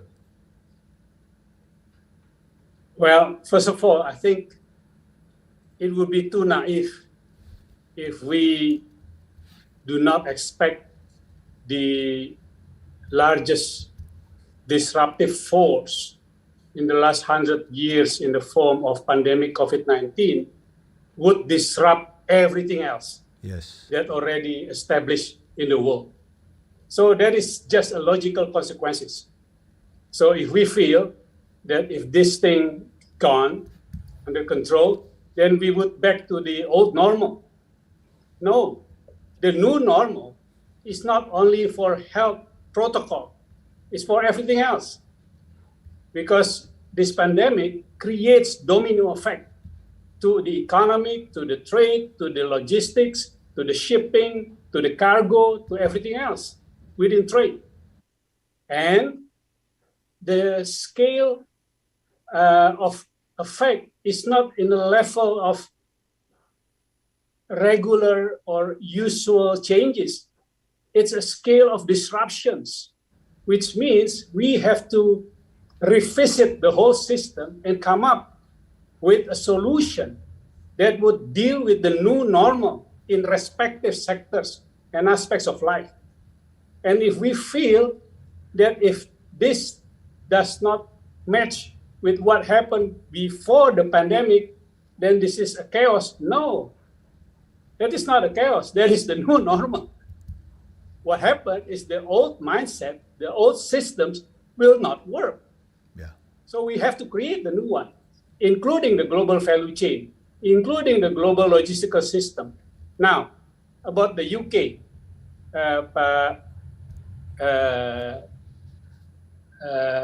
earlier suggested about the workers, the lorry workers, they call it. That's not because of the pandemic. That's because of the Brexit. Because of the Brexit, the workers that were, one could work in the UK with the EU citizenship, now would not have that opportunity anymore. So they have to be replaced. So that's a different story. What I mean is, of course, UK had its own disruption with their own unique made disruption. So it's different. On the logistical side, what happened also is a pandemic result. China used to produce new container boxes around 3.5 to 4 million 20-foot container boxes every year. But last year, because of the pandemic, they reduced it to below 2 million. But suddenly, the growth picked up. And there is a big shortage in the market. Only in the last quarter, they ramped up the production to 5 million. But it's already a big imbalances. That is on the boxes availability. Then on the trade imbalances, the growth of trade nowadays is such a way that the southern countries export so much to the northern part of the hemisphere. So there is a great imbalances or deficits. So it could be 2-1 imbalances of number of containers going out of Asia in particular to the northern part of the world, and only half of that is coming back in the form of exports from the northern part of the world to the southern part, which means there's a lot of unused and underutilized container boxes lying around in northern hemisphere. Now, what happened with this? This is because it's still the old mindset. looking at the trade between the North and the South. What I tried to say earlier with the RCEP, it's no more. RCEP, the 15-member Asian economies, is 60% of the trade. So the trade is within the region. And what we want to build is between this region and the region of Latin America and Caribbean. So there should be or will be a new logistical system of value chain as well, and shipping and everything else. But if the whole mindset is still trying to put in the business as usual before the pandemic, then it would not happen. Let me end with the last one. There's another new disruption. While everybody is preparing himself and herself to come to COP26 in Glasgow to talk about the climate change, and ready to gear up everybody's and every country's enthusiasm to increase the ambition to reduce the carbon emission. What really happened now is a big anomaly. There is a fossil fuel energy crisis taking place in Europe, in UK, in India, and China. What does it mean? What happened? So it's still everybody's question. It's a mind-boggling crisis. While everybody is going toward the renewable energy, putting all the financial resources and even regulating a ban to finance a coal power plant, what happened is really a fossil fuel energy crisis. And oil price is going to $100 per barrel. And gas price is even much higher. And then if you put into that the geopolitical competition, then you will have a new crisis again. So welcome to the new world of continuous disruption and crisis. Thank you. Thank you, Mr. Mendra. So finally, we will have, you like it or not, the new term is about the new normal in many ways of perspectives. So put your time and then make a list of this kind of challenges around the globe, and then, but with the optimistic way, we will overcome one by one or make them be a part of us as what we call again new normal. Mr. Zulkifli, what do you think? Please, sir. Do you have a... Well, I will again focus on more of the micro factors that I'm dealing with. You see, in business, we've always been doing business based on complementarity. You buy from the cheapest source and you take supply chain for granted in a very steady state. But this is not happening now. And the fear for many Asian countries, especially, we are major exporters to Europe and the US, is that there have been a lot of discussions going on now here that people are starting to come up with strategies where they are more sustainable for security and safety for all these reasons. So they are re-looking at some of their supply chain. They are re-looking at where they are buying. They are starting to, because of the high cost, it allows some of the cost by logistics, it allows some of the local producers to now become potential actually competitors to people like us in Asia. So I think we have to be very careful that countries are even prepared to pay more for sustainability and security in the future. So I think this is something that we have to add into our calculation. And that's the reason why it is important for us to build some confidence with our markets so that future supply chain disruption does not have that kind of adverse effects. This is not going to be the last time we have such a problem. We'll continue, therefore we need to have a more sustainable supply chain. Let me then just touch a bit on something more relevant here, which is about the distance between Latin America and Indonesia. I think it may appear the trade is not much, but just think about it. Assuming if you are able to find a trade lane between Asia, which means you get a few other people other than Indonesia, to find some volume into Latin America and vice versa, it is not likely that you will have a direct supply chain. In my case here, I'm putting some freighter service from Vietnam to Germany. But on other cases, on other days, I may have to use other carriers that goes via Tokyo and those places along the way. And therefore, it is important for both sides to think of intermediate points to work together to build a harmonious supply chain. Companies by company. In my case, now we're talking about something more strategic because we're talking about Samsung having the largest phone manufacturing plant in the world in Vietnam, and therefore their supplies to Europe is extremely important. And I'm sure Indonesia too have very important supplies that the raw materials that the world would require. And I think working with carriers together and the market is going to be extremely important, especially in figuring out how do we handle future disruptions. Having learned, use this as a learning lesson for all of us. Thank you. Thank you, Mr. Zulkifli. So, strategic or harmony supply chains, which is to preparing us facing a possibility of another disruption in the future. So, dear panelists, we will enter the last one, the closing stage. So, there will be, for example, for the four of you, sir, I have a few same question.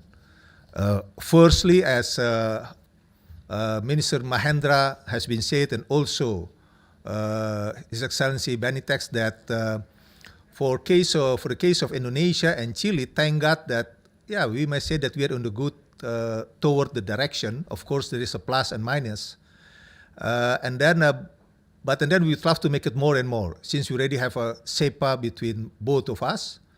And then in the middle size, that we would love to encourage more for the Latin America, Caribbean, and Indonesia.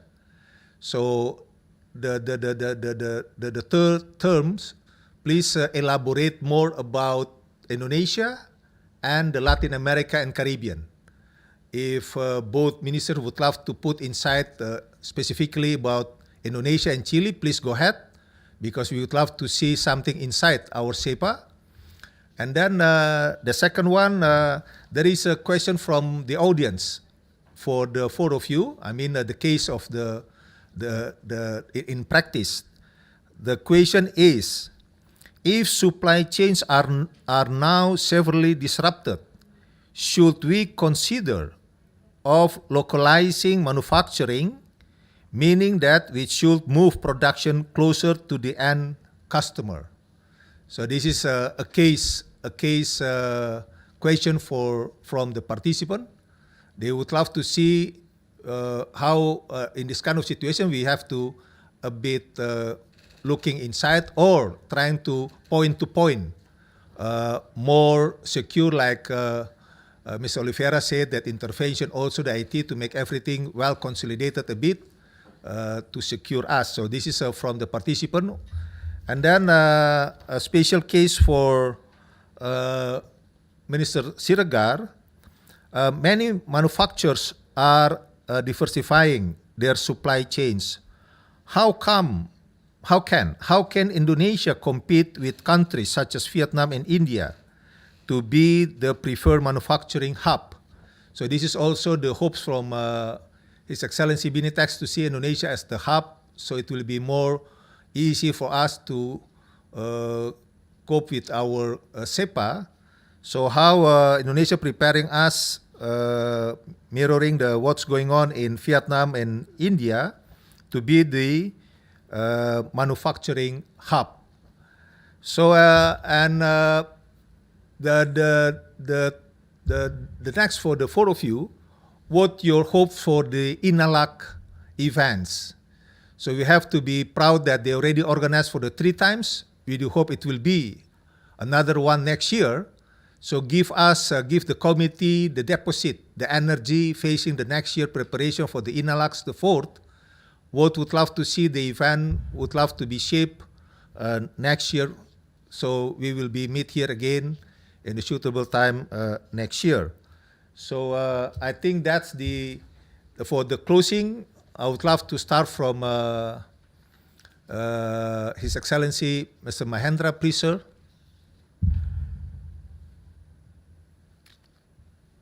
Thank you, Ambassador. It's quite a bit of questions. Yes, let me start with the last one for what need to be expected for the INA-LAC next year. This is what I would say on that, as well as several other related questions, the way I look at it. As I indicated, we are in a very much disrupted global economy. Yeah. When I talk about the pre-pandemic level situation in Indonesia, it's not about the old normal. It's about the growth level. It's about the export growth, economic growth, investment growth, not the old normal mindset that I'm saying. But within that, we have to understand what are the new realities. Like Chile, Indonesia's two largest trading partners, also China and the US. Actually, our exports to these two countries represent 70% of our total export. 30%. The 70% are from the rest of the world. So 30% from US and China. Now, this could be seen as sensitive. But since Indonesia is very much consistent with its free and active foreign policy, we don't see it. Our trade with China this year would, in two-way volume, two-way trade, would reach 100 billion. So 50 billion each one way. And our trade with the US grows double digit. So this is where, again, you cannot just separate, okay, I just want to do the economic stuff. I want to do the investment stuff. I want to do the trade stuff. I don't want to talk about the political stuff.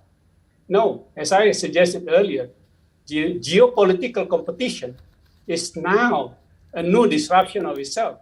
Because unlike what happened in the Cold War between the East and the West, where it was focused more on political defense, arms race, this time it affects the trade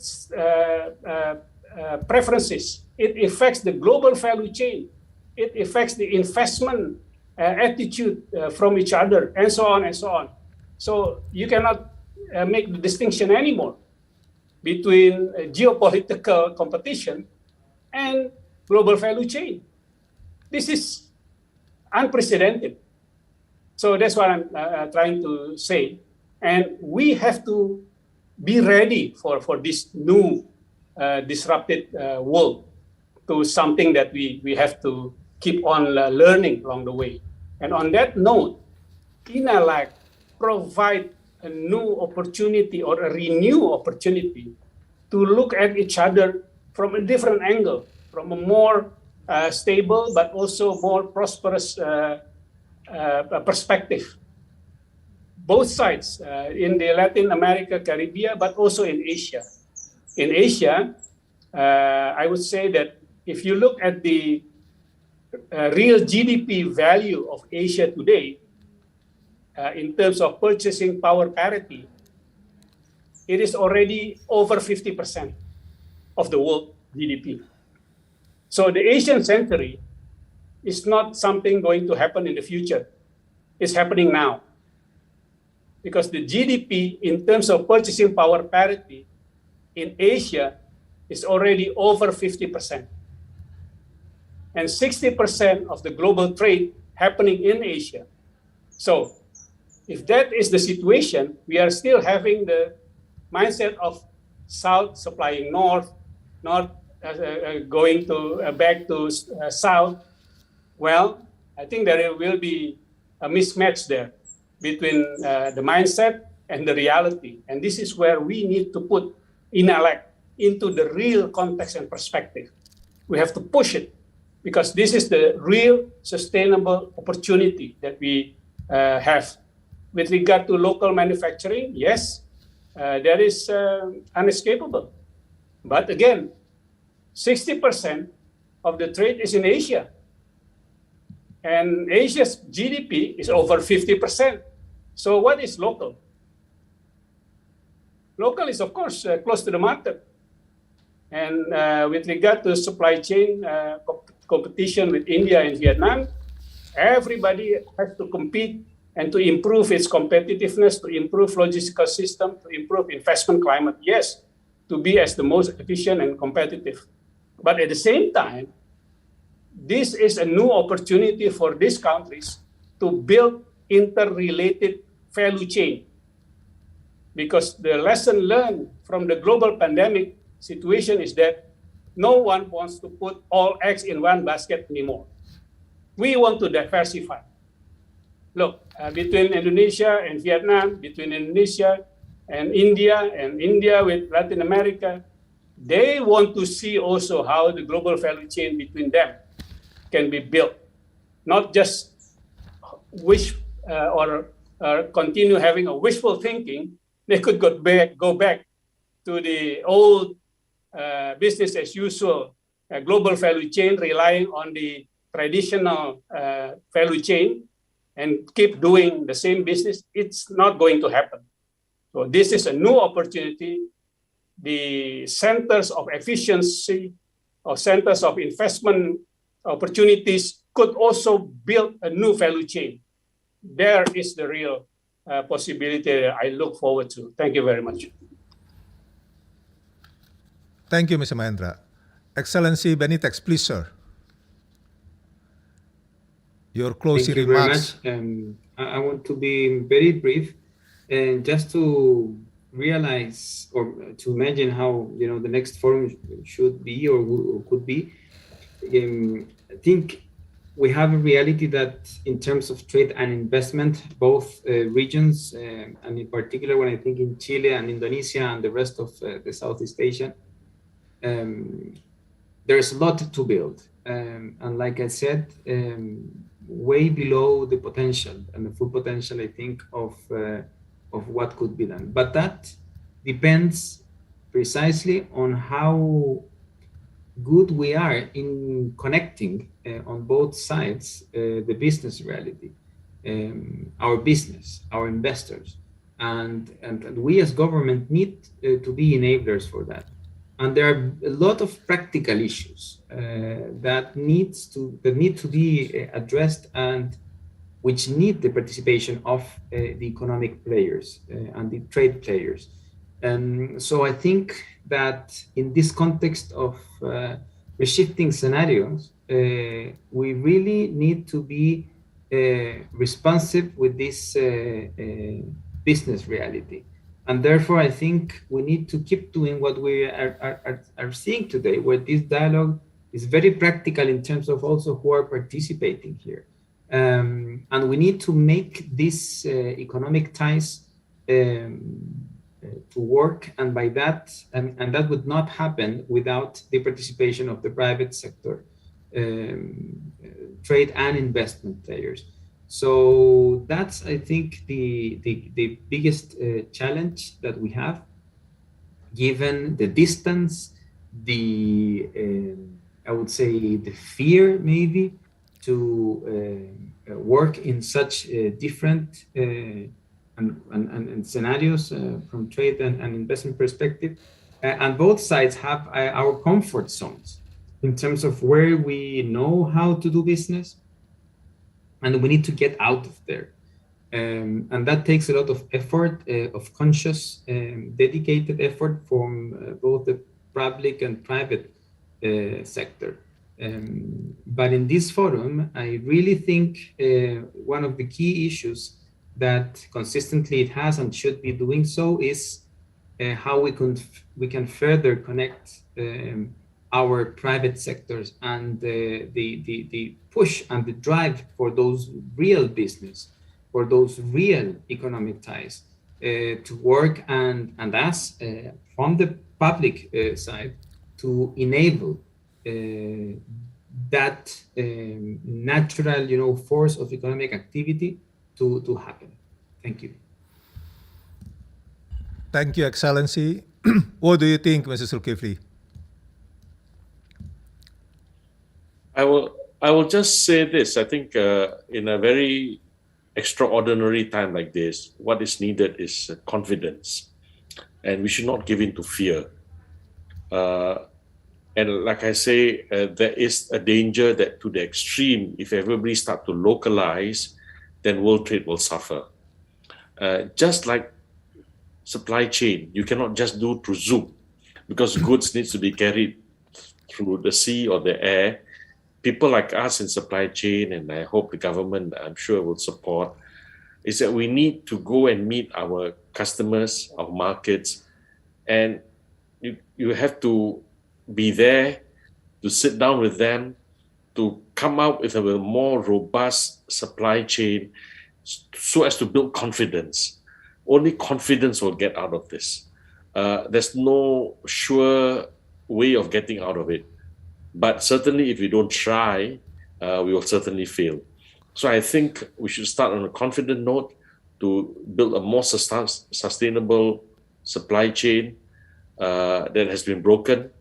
And I think what we built during broken times will be more enduring and robust for a very long time to come. Thank you. Yes, thank you, Mr. Zulkifli. And the last, Mr. Oliveira, please, sir. I like very much what Mr. Zulkifli mentioned about learning with our mistakes, maybe, and Excellence Mahendra as well mentioned about not putting all the eggs in the same basket. We were definitely not prepared to handle the pandemic. So supply chain is like an art, right, to balance demand and supply. A small change in demand can create disruption. And in this case, we had a drastic change in terms of demand. Plus the fact that we lost a lot of capacity, the human factor, right? Crews in vessels and employees at ports as well. Drastic decrease in terms of human resources available to process all the goods. I had the feeling that globally speaking, it took a little bit more time to realize that those guys that keep the supply chain and logistics running across the globe should have some treatment, not exactly the same, but very similar to healthcare frontline workers as well. Just to give an example, just a few days ago, an open letter was sent to the heads of state attending the United Nations Assembly. The International Chamber of Shipping, ICS, and other industry groups as well warned about a global transport system collapse. And they were trying to create this awareness that from a human resources point of view, we need to do our best to keep this working, both from a government perspective and companies as well. Finally, from my side here, it's nice to see the vision of trade between Indonesia, Latin America, and the Caribbean as well, as something in addition to the trade that all of those countries already have with the US and China. As already mentioned, 70% in Indonesia, from an international trade perspective, is happening with those major markets. But if we have a long-term perspective and collaboration on mind, the relationship starts now for more growth when it comes to other options and strengthening the relationship between those markets. I hope this is just the first step towards a very successful long-term strategy. Really appreciate the opportunity to participate here as well. Thank you, Mr. Oliveira. So, dear panelists, we are about to end up our fruitful conversation. We consider that we already spent about 2 hours more. Wow. This is how to decorate our Friday or still Thursday for Excellency Benitex. And then, everybody can conclude their conclusion because the range of discussion so wide, so deeply, so fiery, so colorful, and then very interesting. I can a bit resume that we need the integrated value chain to enhance global trade and investment resilience, as we call as another new normal, which is it can be come up with some additional model of what we call as a new normals with every challenge. It can be raised up any times, like Minister Mahendra said that we cannot out from talking about the political and security, because this is proof as well that it can be intervene and interlink with the economy and business. And then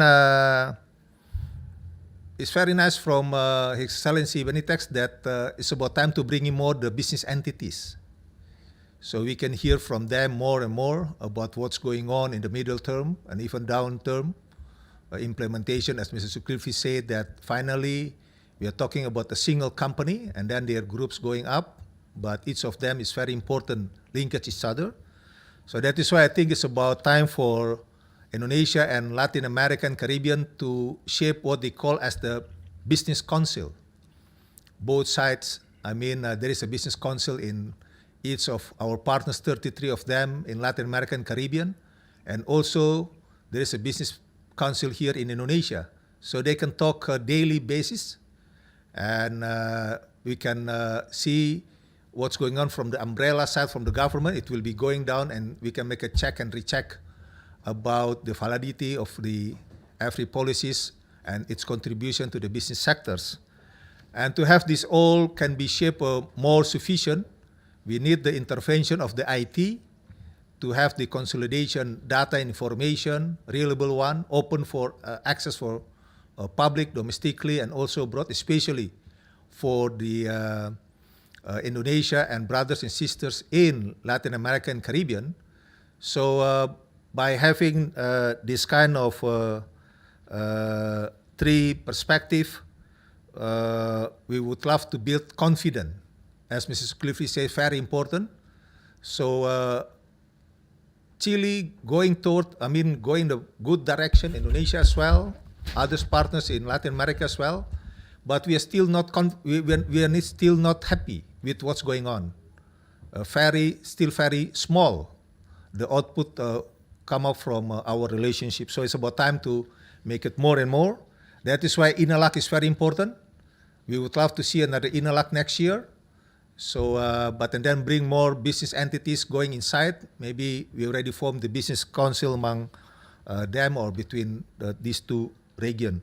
So, and that is why INA Access, it can be a digital platform, as a digital platform will serve as a platform to promote and connect Indonesia trade, investment, and tourism sector to the world. It is also an avenue for Indonesia and Latin American Caribbean countries to showcase their business and provide on-site business matching opportunities. So, dear participants, and thank you also for your active involvement. And then I will end up by saying thank you very much, gracias for all of us, panelists and speakers for today's session. We will meet again next year in the same channel, the INA-LAC business meeting, the 4th, 2022. So from Jakarta, I say thank you. Have a nice day. Please taking care of yourself. Be safe and be healthy. Mr. Minister, best regards for the family. Thank you. All here. Thank you very much. Thank you very much. We are not going to wait until next year. We are following this up, so we'll meet sooner, much sooner than next year. Thank you very much. Yes, we would love to see Mr. Benitez come to Jakarta, or Mr. Sirgal will go into Chile and also take a route of all 33 friends and brothers and sisters in southern part of America. Mr. Oliveira, thank you very much. Yes, that's a promise. Thank you. Mr. Zulkifli, enjoy your stay in Germany, and then see you very soon. So, enjoy, sir. Thank you very much. So, finally, I will end up my function for today as amateur moderator. I do hope that it already give a benefit for everybody, the participants from around the globe, especially in Indonesia and our brothers and sisters in Latin America and Caribbean.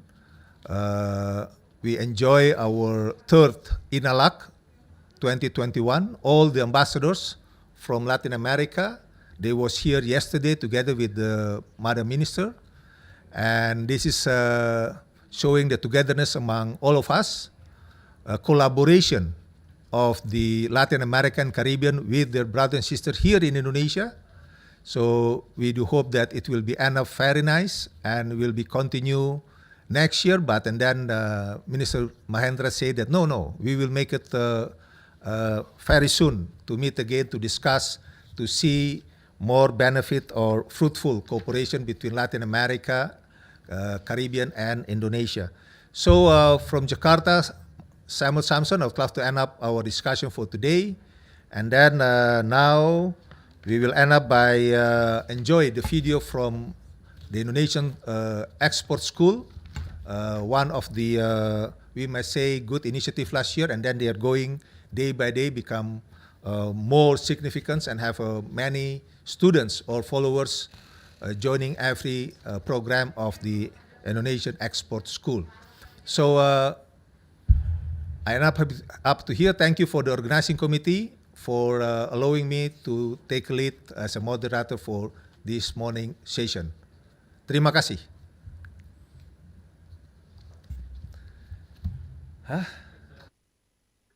Indonesia has been entering the new era of Industry 4.0, and going digital is the only way to keep up with the rapid pace of the modern business environment.